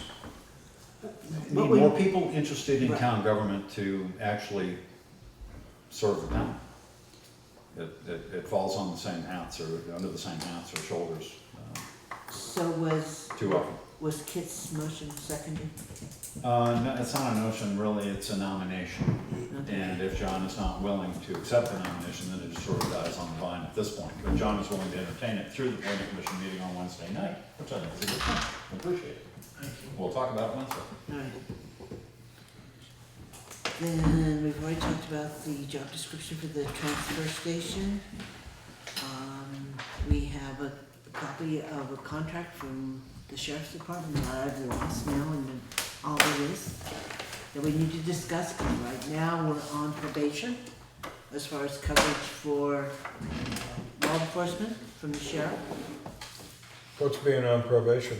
Well, it says they'll cover us for 30 days after the end of the contract, so probably through the end of July. But you will get billed. Yeah. Yes. And right now, I don't know if that, I don't know if the terms change or we're continuing on last year's terms for a 13-month while we're in limbo, or we're gonna get a bill for $4,500, or whether it reverts to sort of the It minimum. doesn't say. Yeah, I know it doesn't say. But I'm not clear as to, in this interim, before we have a contract signed and countersigned, as to whether we're at the old rate. Because if we are, then we're looking at a $5,000 bill at the end of July, $4,500. Well, I'm sure it'll be at the old rate. Why wouldn't it be? Well, yeah. I don't know if the rate will be too. I mean, it's certainly gonna be at the old rate. There was an article in the paper about an increase in rates. And I don't recall what that rate is there, if that allows for increases in that contract. Specifically, it says, it's got the rate quoted as $1,666.66 per month. Per month to For 35 deliver. hours. How many? 35 hours. 35 hours. For 1,000 what? $1,666.66. That's what Not to it is. exceed $20,000. 1,666. .66. Which if you multiply by 12. It's $47 an hour, that ain't right. Yeah, it is. They've gone up in the last couple of years since you were last year. It was 44, we got a Yeah. break at 42. Well, But that covers night patrols too. and that's, I was concerned, I don't know if concerned's right, because I think you need night patrols. A lot of things happen at night. But one evening, I was coming home late in the evening, 1 o'clock in the morning, and there was the sheriff sitting down at the establishment across from my auction gallery at 1 o'clock in the morning, and I wondered what he was observing, sitting there, because I had traveled from Brattleboro to Townsend and not met, not one car. It was, I believe, on a Wednesday night at 1 o'clock in the morning. So when I reviewed the bill, 50, maybe 60% of the road patrols happen between, 10:30 and 2 o'clock in the morning. And I'm not saying that's not when the sheriff needs to be there, but there seems to be a good deal of time going on there, and the presence, I don't think is noted. But that is a policy, I don't want to jump in too deeply here because I Please. need to pull through all the reports, but I think that's a policy shift from what it was, because that was not the case in the fall or the winter. And I think Kathy and I read all of those that came through well into the spring, just to keep an eye on what was going on, because very little was actually going on last summer or fall. We changed. But it was day shift only, and it was quit pretty much at 4 o'clock, 5 o'clock in the Well, afternoon. And no. no, on this new one, it's, we have extra personnel or we're doing something else during the day, we can throw somebody this way at night, but. And usually, I was concerned about that. I mean, usually I didn't pay any attention to the time, but that's what caused me to pay attention to the time. Now, just for discussion's sake, I've always been a proponent of the sheriff's department. I think they pretty much pay their own way. They have made their presence known.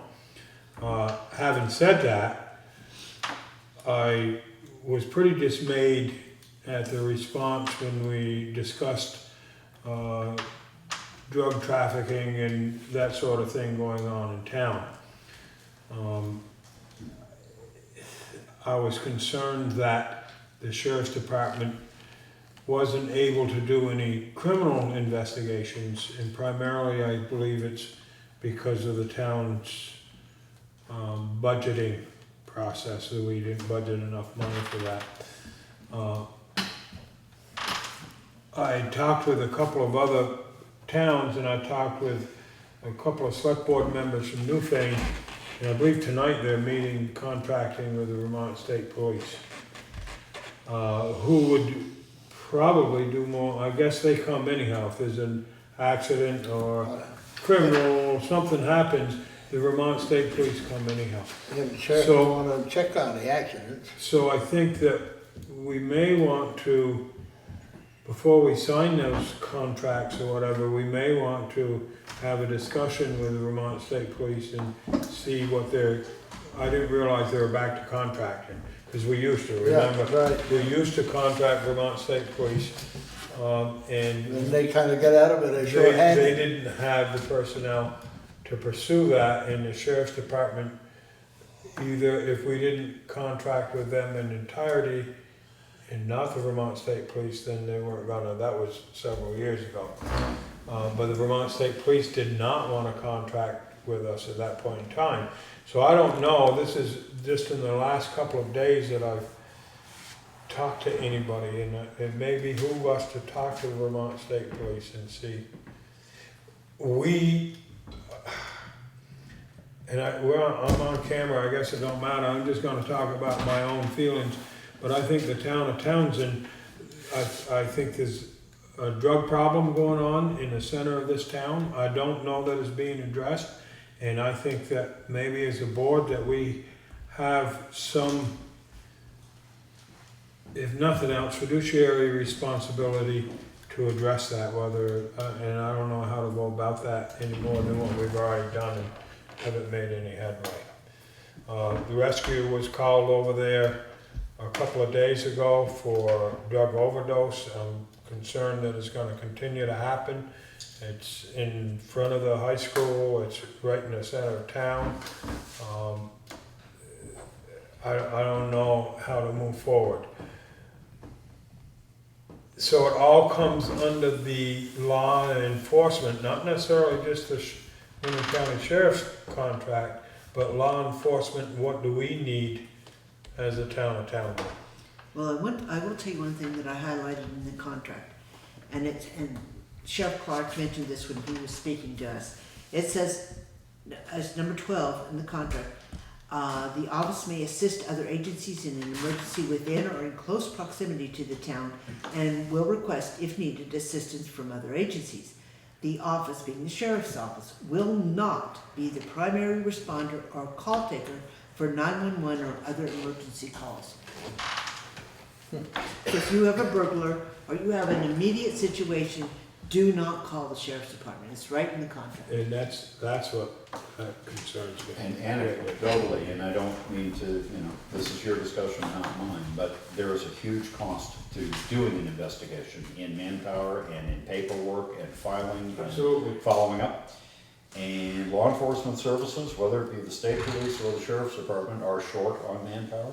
But the sheriff's department has chosen generally not to come to accident scenes or murder scenes or other things, in part because they get bottled up. They don't have the staff, or they don't have the resources, or it's expensive. And to say to the municipality, you made reflection of the fact that you felt that the board needed to address such issues as drug dealing in the town of Town. This board has. This board has received numerous comments or complaints from the public at large. It has taken this into discussion with law enforcement services, with whom we have a contract.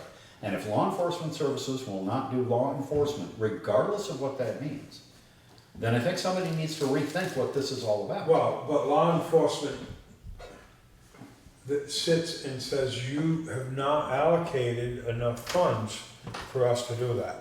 And I know, you would have to put hundreds of thousands of dollars into a double murder. You would have to put hundreds of thousands of dollars into a double murder. You'd have to put many tens of thousands or hundreds of thousands into a drug bust that involves 7, 8, 10, 12, 15 individuals. I mean, I don't know how extensive these things are, but they can get incredibly expensive. So just ignore them? Well, unless you're gonna pony up your tax dollars, you have to, because unless you contract with a mercenary service to do your law enforcement services, you don't get it, is what the bottom line is. That's right. Unless you buy somebody to do your soldiering, you don't get it. That's right. It's no longer a public right, it's no longer a public service. That's right. You have to contract. And if you don't put enough money in the contract, well, they'll just patrol at 2 o'clock in the morning when there's no traffic. So basically, that's where we are with this contract. To answer your question about the, The last report, they're out. this contract shall remain in effect for 30 days past the ending date unless the town notifies the office in writing that they do not wish for services to continue beyond that contract date. So that would be in the last contract, so we're continuing the 13th month of our Exactly. $50,000 contract. Exactly. That answers your earlier question. I make a motion that we table signing the contract with the Windham County Sheriff's Department until the meeting of July 20th? 20th. Is there a second to that? Seconded. Is there any further discussion? Hearing none, all those in favor of tabling the contract with the Sheriff's Department until After. the meeting, Until after meeting. Yeah. until after the July 20th meeting, signify by saying aye. Opposed? Abstentions? The motion passes. Now, still in the discussion of law enforcement, someone from the select board, and again, I'll put my neck in the noose, but I would like to see us at least make contact with Vermont State Police and talk to them about services they provide and what goes beyond, what do they provide without contract? What's a contract if we were to discuss contract with Vermont State Police, what would that entail? At least so that we could compare what. Compare, that's fine. I don't know what the rest of the board feels, but at I think least, that's a good idea. at least talk to them. And I didn't realize they were back in contractual mode, for lack of a better term. Back in the law They enforcement. were short-handed. Back in law enforcement, but what it means in how, if we want to do a contract with Vermont State Police, how that's gonna affect the contact with the Sheriff's Department stuff. I think more discussion needs to be made, at least more information needs to be gathered. So I think you remember Keith coming to you saying that if you did contract, this is a couple of years ago, but if you did contract with the state police, you could not enter into a contract. That's right, he did. But Now, I don't know if that's still. I don't know if that's still. Reading this contract, we don't want to enter with him. Well, I'm just saying that To that those would be specs, considered yeah. conflict. And again, I think, I guess Rob and I disagree on this, I think the Sheriff's Department presence in town is, I think it's a valuable presence. But You're not gonna see the same level of the state police, even in a I know high that. contract. I know They that. will not I be here, absolutely they will know not that. be ticketing. even at nighttime, I like to have them watching the smoke shop on my property, I love it. And it needs it, I'm not saying it doesn't need it. I just think that more visible stuff throughout the day, which our billing doesn't reflect. I'm ready. So were you going to ask somebody to just come speak to us, or are you going to speak to them between meetings? Well, I or- think you gotta speak to them between now and then to find out what they may say, no, we're not offering nothing, stick with the Sheriff's Department, or whatever. Well, I agree, but if, in fact, that is an option, are you going to invite them to the next meeting? Are you? Am I? Are you? I'm I happy to do honestly it. can't. I'm happy to do it. If the rest of the board agrees, I'm certainly happy to do it. And if if we get to that point, I'll invite them to the next meeting and it'll be on the agenda. I mean, that's I got no problem. whatever. I know you're saying is meeting with them tonight, so I'll find out who I gotta talk to and go from there. All right, where did Craig go? But they were from what I got gathered from when Keith Hack was here, that they don't want nothing to do with accidents, or they don't want that's into this drug business or anything yet. Well, and then we as a board need to decide what we want. Number one, what we want for law enforcement. Number two, what can we afford? Because the town has allocated $20,000 for law enforcement. Right. That's it. And that ain't gonna buy you much. No. And I don't care if that's from Vermont State Police or sheriffs or what, but it ain't gonna buy you much. All And right. I think that if you look, you'll see that, like it or not, I mean, we holler that the sheriff's department stops the locals and that kind of thing, but, stop them when they're speeding. Craig, do you have a copy of the E&O? Yes, matter of fact, I do. I was just looking for the civil and local fines at 35,000 this year to date.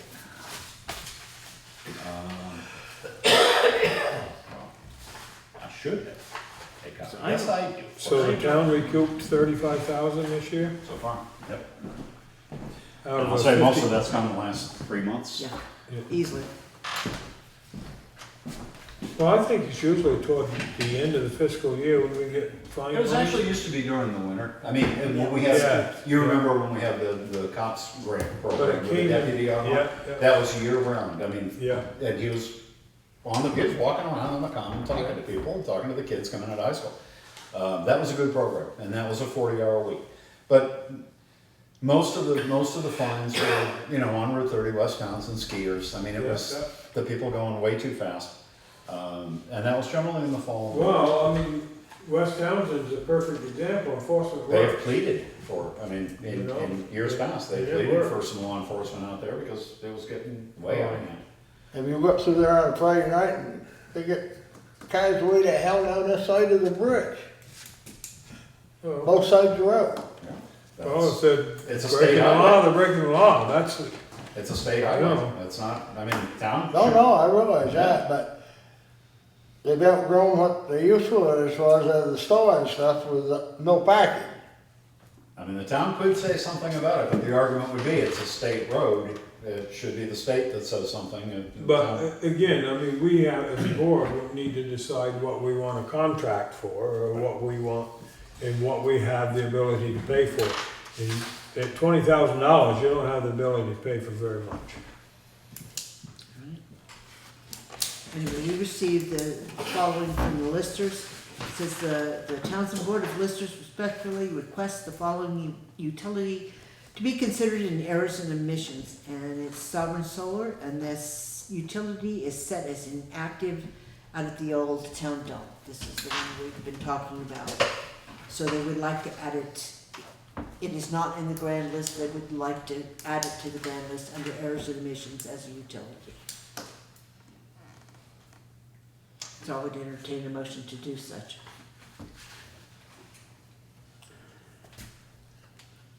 Okay. Yeah. They will add to the grand list, Yeah, but it is a tax bill that I believe Sovereign will end up with. yes. Yeah, right, I move, so move. Is there a second? Second. Is there any discussion? All those in favor of approving the errors and omissions request on Sovereign Solar signify by saying aye. Opposed? Abstentions? Motion passes. So you can, if you would let me know that Do you need, actually, there's a motion, you don't need to sign They, that. No. on that, they enter in the grand list, but they enter in under the town of Townsend or under They're Sovereign entering, Solar. they're entering it under utility for Sovereign Solar. Yeah. They are the producer. They own the equipment that's on the Yeah. town whether land. it's that taxable. Yes, the Yes. equipment is taxable. It's actually the electricity that the equipment produces that's taxable. It's a really strange formula. But yes. And I was it's, just trying to understand. and it's new to CBR, but they're Yeah, trying. well, everybody's trying. Okay, we have a contract from Windham County Humane Society, and again, I don't have a clean copy of this. I do have a clean copy. This is the same agreement, I believe, that we entered into last year. how come it being, municipal money, their meetings are not advertised? They're supposed to be with municipal money whenever the Windham County Humane Society meets. That I don't. It's supposed to be, with the public money. They're supposed to advertise their meetings when they are and what it's about. Why don't you call them and ask them? Seriously? Well. No, so you got that answer at the next meeting. Okay, so basically the increase is, it's gone from $200 to $250.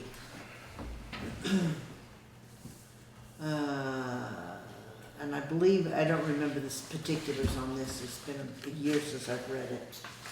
They will take anything our animal officers bring in, they have keys. The fees are paid by the owners upon reclaim. This covers us basically 24 hours a day, 7 days a week. And the fees are generally picked up by the owner who reclaims the animal when that happens. We can get involved in extra costs, but we haven't yet so far. But I know here, well, back before I got off the board, that any outfit that got public money, we're supposed to advertise their meetings and all that stuff, and when the board of directors meeting or whatever, they had any public money involved. Well, no, that's what I said, and I'm serious. Yeah, I'll call. And you have the answer to that. So I would entertain a motion to sign a contract with Windham Humane Society for $250 to take care of the strays and There's a clean copy. abandoned animals So move. coming year. Second. Is there any further discussion? Hearing none, all those in favor of approving the contract with Windham County Humane Society, signify by saying aye. Aye. Opposed? Opposed. Abstentions? Motion passes. So I find out some information. One Yeah, opposed. that's good. Yes.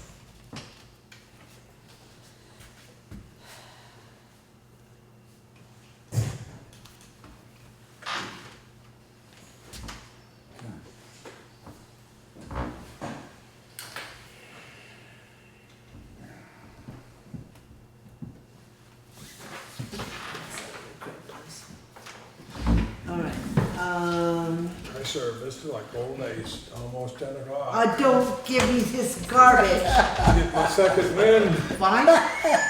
Fine, we can adjourn right now. All right. I don't think it's funny, to be honest with you, but we won't talk about that. Okay, the 2015-16 budget review and 2014-15 auditing ties in with what we were discussing earlier. Correct. But it also goes one step further in that we don't have any current auditors who are auditing. I don't know, I'm concerned about the accuracy of the figures that we're getting. In that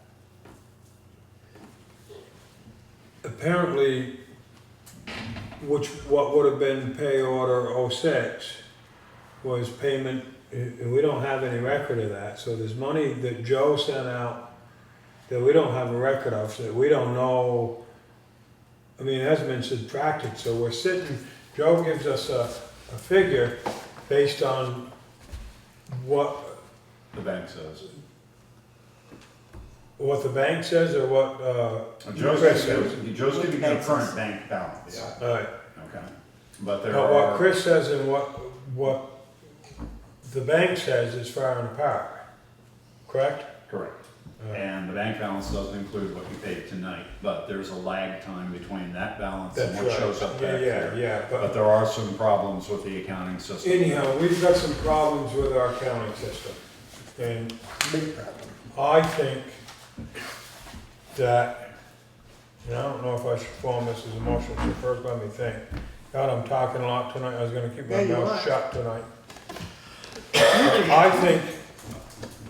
I think that we ought to I think we need to have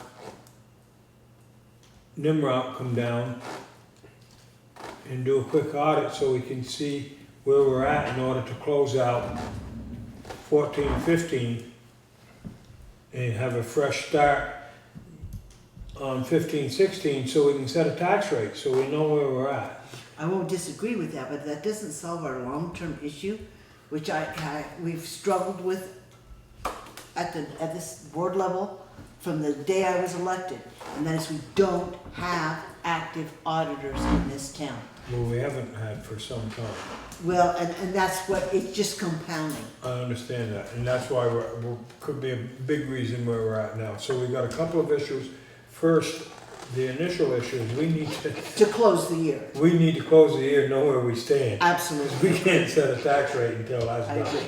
So that's a matter of utmost urgency and importance. So, but I will also propose, not only do we have the possibility of bringing support in for NIMRIC to close out that year, or we could also take a look at, even though there's no money in the budget, we could also take a look at having a professional auditor come in and close those books as well.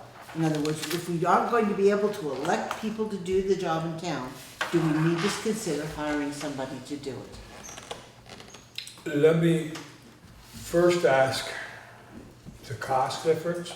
Nimrod can come in and help do that, am I right? That is correct. All right. But they're not gonna audit. So if we hire McMillan or whatever their name is to come in and do the audit, our expense, I don't know where the money's gonna come from to do that. Well, there isn't, and I mean, for the sake of clarity, we have completed a fiscal year 2014 audit just before town meeting, beginning of March, middle of March, whenever. We completed that. It was not an exhaustive, extensive audit, but it was a pretty good snapshot of where we were. And that was to close out a few grants.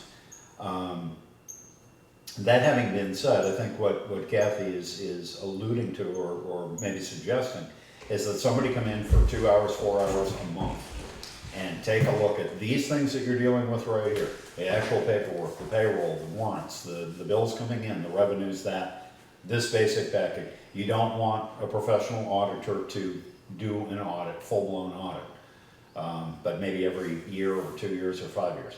You should have auditors that are keeping track of this on a weekly basis, certainly on a monthly basis, so that you can close out each of your quarters. So that the select board can have some assurance in the numbers that they've been looked at and signed off on, and that there is some meaning in an auditor's report that shows up in the town report. Okay. Now that you said that, I'll go back to my matter of urgency would be the Nimrod piece, am I right? To close out the year. To close out the year. Absolutely. And then, after Nimrod gets done, we will look at doing what you're saying in the auditing thing. I don't know where our authority lies in hiring an auditor because we have elected auditors. We have elected auditors. So it would be like hiring a lister or hiring Which the board can do. You don't have it in the budget, but the board can do hiring of auditors. Yeah, they can do You can't prevent the elected auditors from doing anything. The board has no authority over elected officials. But you can, in order to assure that you get numbers, hire outside contractors as you will to make sure that you have the information that you want. In that sense. It's information we need. Well, information you want. We're far from, we can't do this accurately because we don't have accurate figures. Oh, sorry about the pen. Oh, you ain't got your ears on. So anyway, basically, the discussion will happen with closing out the year. Okay. That piece will get done. But you might have the year closed out. God knows how correct it's going to be, is my point. And we still have to set a tax rate within 2 weeks. Yep. I don't know how you resolve that. John, before you leave out other business, I really value your input I know you're dedicated to this town and have been for many years. And what you have to say to me about town and town issues and things is really valuable. And I really, really appreciate what you have to say. I mean that. Thank you. Yeah, okay, guys. Thank you, John. See you Right, later. yeah.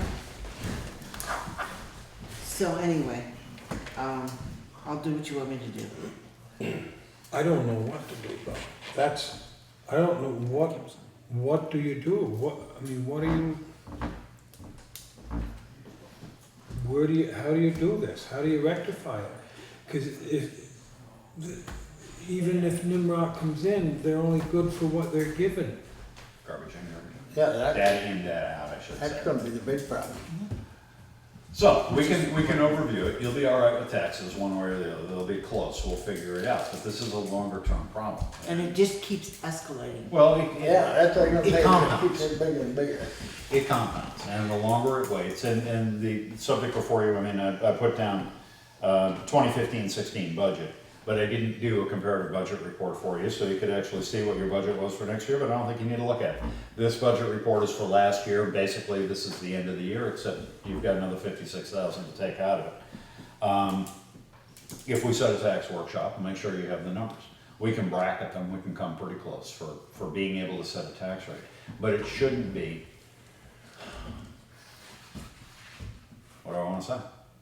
There shouldn't be guesswork in it, there shouldn't be hedging in it. As I think you indicated with the NIMRIC program, if you've got the right information, you know where your balances are, you know what your commitments for next year and what the voters approved, you know what you got in reserve, you ought to be able to plug in the numbers, and it comes out.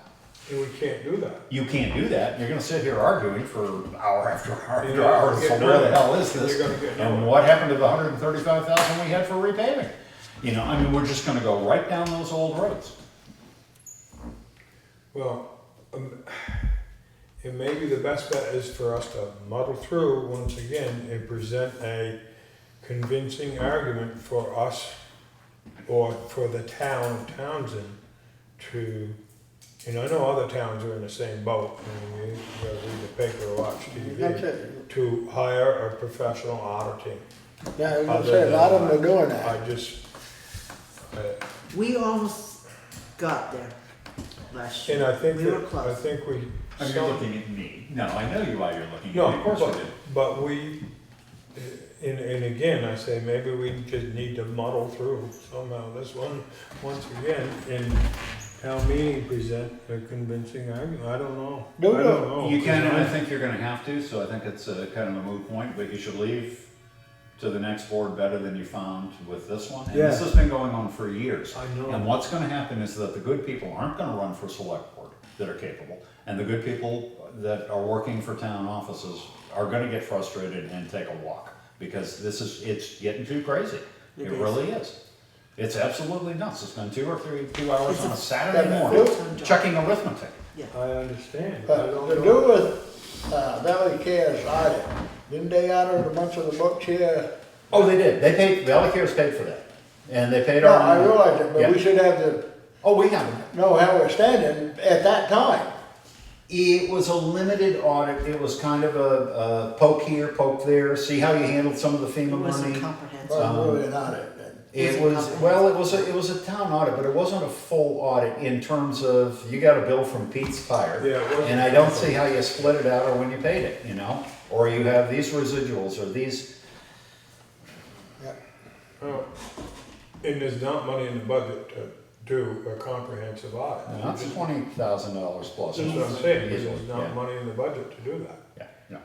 That's why, when you say leave the board to the next, I totally understand it, in town stuff. is- But I'll bet you a pair of boots that $20,000 is being lost annually because you don't have track of I $20,000. can agree with you, but So- we could sit and argue that one forever. So basically, one of the things we need to be aware of is that the auditors that were elected at town meeting are not looking at the books. So between the other issues we have, we don't have auditors as well, and it's making a mess. Okay. I'm trying to Yeah, understand. no, I see. Well, it's helping the mess become more exacerbated than it really needs to be at this time of year. So on that note, we're telling you that we've got absolutely nothing to base anything on. When would you like to set the tax rate workshop? We have the education component in, it should be. Yeah, we know that. That's the It's lion's right share of here. your taxes anyway. Yep. You We only can have, guess on the rest of it. you only have a half a buck to play with, so. Yeah, I got that. I got them right here. Right. Yep. So what kind of schedule are you all looking at? Well, I know Tuesday night's my best, but that doesn't work for other people, so. Figured it didn't use, I threw it on the floor. Okay, you threw it down and stomped on it? Yeah. Oh, good Not job. enough of it. Okay, I'm gonna try that, see if it works. I don't care.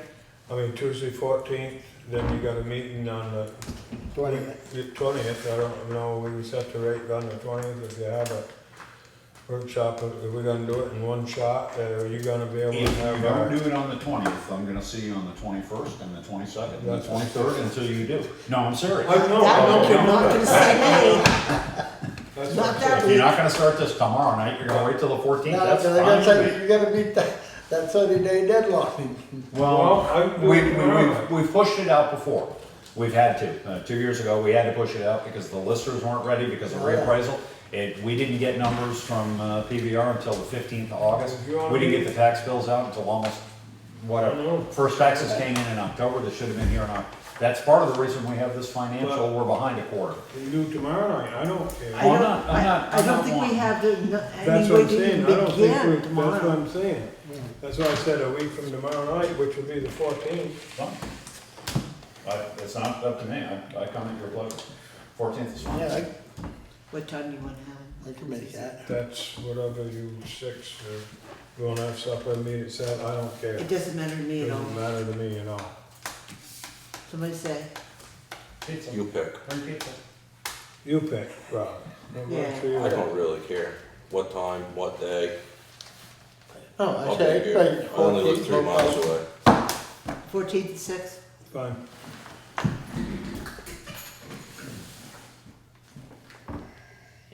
Okay. That assumes we have some numbers to work with. I know where to get them if we don't. All right, is there anything else that we didn't discuss tonight? Oh, there's a couple of things, but it's 10 o'clock, so it's gonna keep. You were gonna talk about bids again? You have paving bids, or were you gonna wait until you had numbers to find? Could afford to pay for a new We paving. don't have numbers, so we don't know if we can afford to pay. Joe says you got 465 grand. Yeah, but that's not accurate.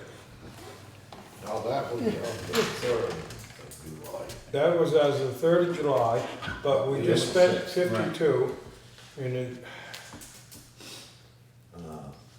and if you sent checks out on the 1st of July, some of them haven't gone in and cleared. They would have been fairly large. They would have been like a Windham County tax for 25,000, See what I'm VLCT saying? for 20. So you're talking another 100,000, you're talking 150,000 Two VLCT. out of that. And I don't know what we got coming down the pipe, I don't know about school and.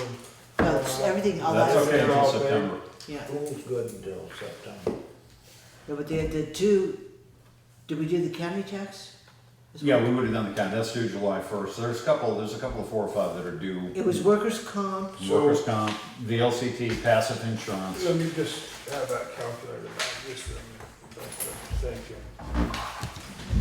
Because I didn't. I am, come to think of it, I know you sent those checks out, you mentioned it to me. Oh, I saw you, I told you she needs to write it up as a check paid. And you're signing the warrant, but it's basically, you've already paid this because it's an obligation that it should have been in the package. It's I okay. really could have thought, I really thought they would have been in the I think package. there was 4 or 5 of them that I sent. It's still gonna come out to Springfield paving, right? No matter what. And for cost wise, I'm talking about state reimbursements, it's still gonna, even if you break these down. Cause the state's not doing that, the state's not doing that. You can So I'm spend, just looking at, you can contract to a tune of about 145 maybe, on that. 130 is coming back plus minus from the No. state. but You're what we gonna- gotta, if we're gonna do Grafton B and East Hill. Oh, what I'm saying is that the grant for 130 is 90%, I believe it's 90% of what you can spend. So up So to we're gonna come up 130. with 78. So you spend 145. For But you can't do Grafton, both of for those. Grafton B and East Hill, we have to come up with 78,000. Yeah. Doing about this one right up here. And what one? Springfield is the least, and 25. Springfield combined. 064 plus 149,977 is 175. I'm talking roughly, all right? Yeah. No, but what I'm saying is, Yeah, I got up. that A on Grafton Road, or you got B, which one is it? I mean, I was down at Springfield, B, they're not paying for, we're paying for. 175. my 175. attention spans. So the total, Springfield's still gonna be the cheapest. I don't think. All right, is there anything else that actually needs to be discussed at the meeting? Yeah, we gotta do the paving. That's what, I was just trying to figure. So we got 175,000.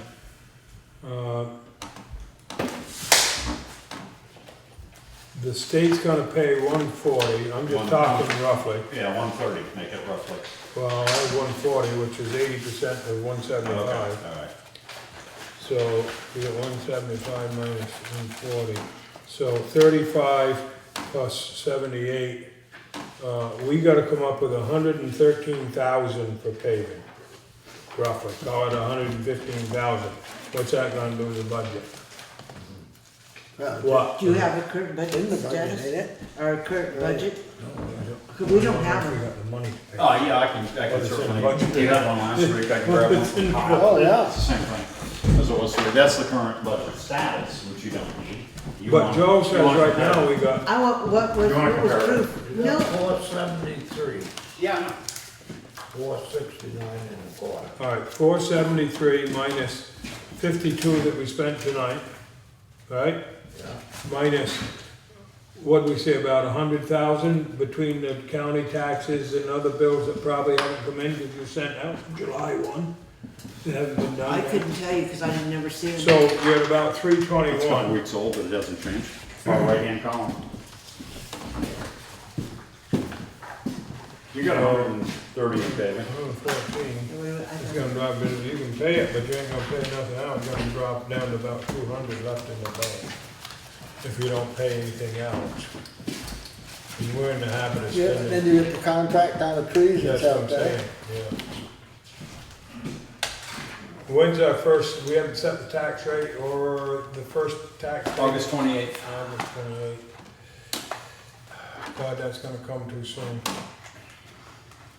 But The All tax right, rate, no, what's it- tax what- rate's gonna be set before that to collect on I know it, it, so what, 30 days before. when are they gonna pave if they get awarded the bid, is that? That's gonna be whenever you tell them to start, but I assume they're ready to go in July, it's hot, or August, I don't think it says can begin.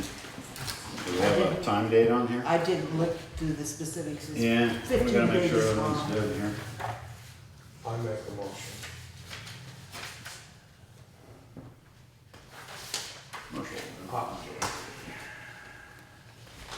I'm sorry, but I do I my best wasn't- thinking in my first 16 hours of the day. I do my best in the last. Yeah.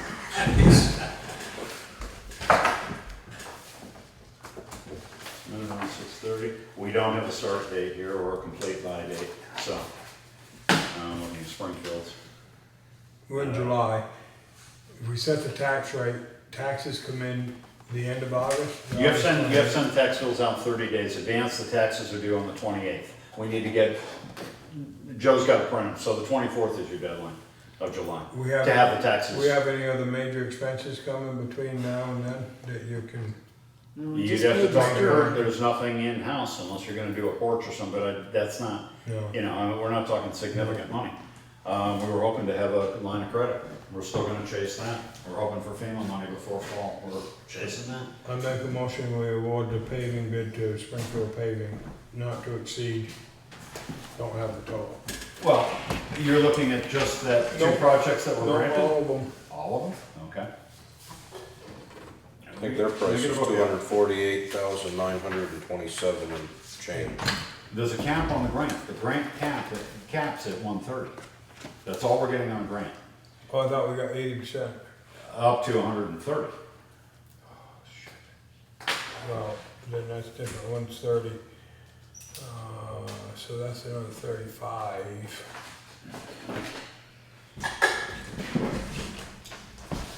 See, this whole thing with the paving just kept morphing while Kurt was out. We had more and more things that were being added to it suddenly. And that's why it's broken out into 4 different projects.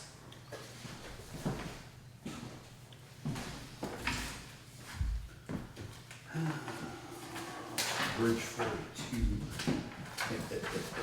Yeah, somewhere that's gonna, the culvert's gonna come So into play. if that's, if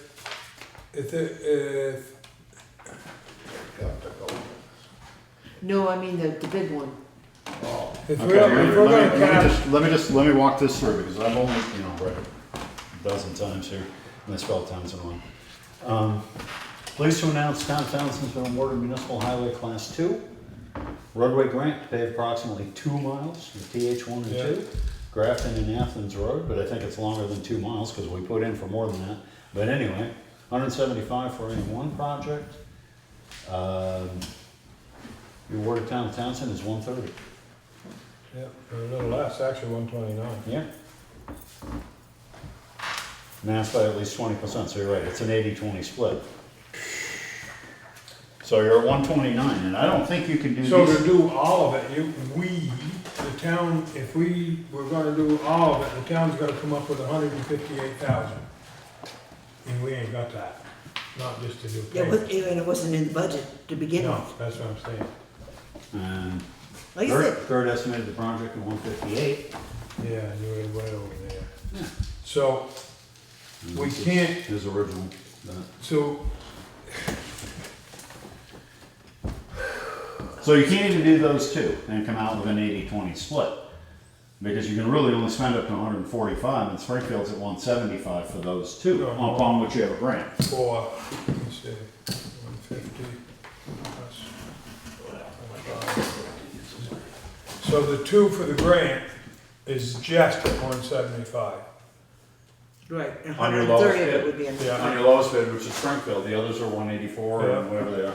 The 175, and they're only gonna pay 130, actually a little less than that. The request was for too little. So we're gonna have to, if just doing the 2 that we got a grant for, we're gonna have to come up with 46,000, which we can do, so. It's in next year's budget, but you're not gonna collect any money until Right. September. And then the lion's share is gonna go to pay the schools in, because you're gonna spend an awful lot incidentally this summer, even if there aren't big projects. So you're. We're gonna buy plow blades, I mean, So you're gonna have to pay them all? I don't think we can do we're still on camera. that. No, because we're still doing discussions, I that should be. I'm not being careful, it's after. I brought forget. it out, and I think everything you have before All anything. right, I'll withdraw the motion. We need some clarification from Kurt on priorities.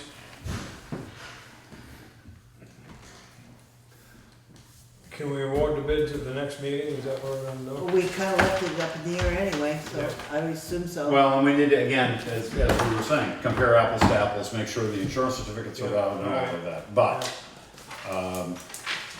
I think if we come up with some numbers by the time we have a tax workshop and we can be convincing, then you can make a motion out of session and ratify it after. All right. If somebody needs to know. But I will notify Lane and Basin and Springfield tomorrow that the bids are open. The board is looking at them in consultation with their highway foreman. But somebody needs to have a meeting with Kurt, and sit down and talk about this. Move we adjourn. All right, all done. All those in favor? Are you awake? Say Yeah. yeah, Aye. okay. Okay, we're done. You're on my list.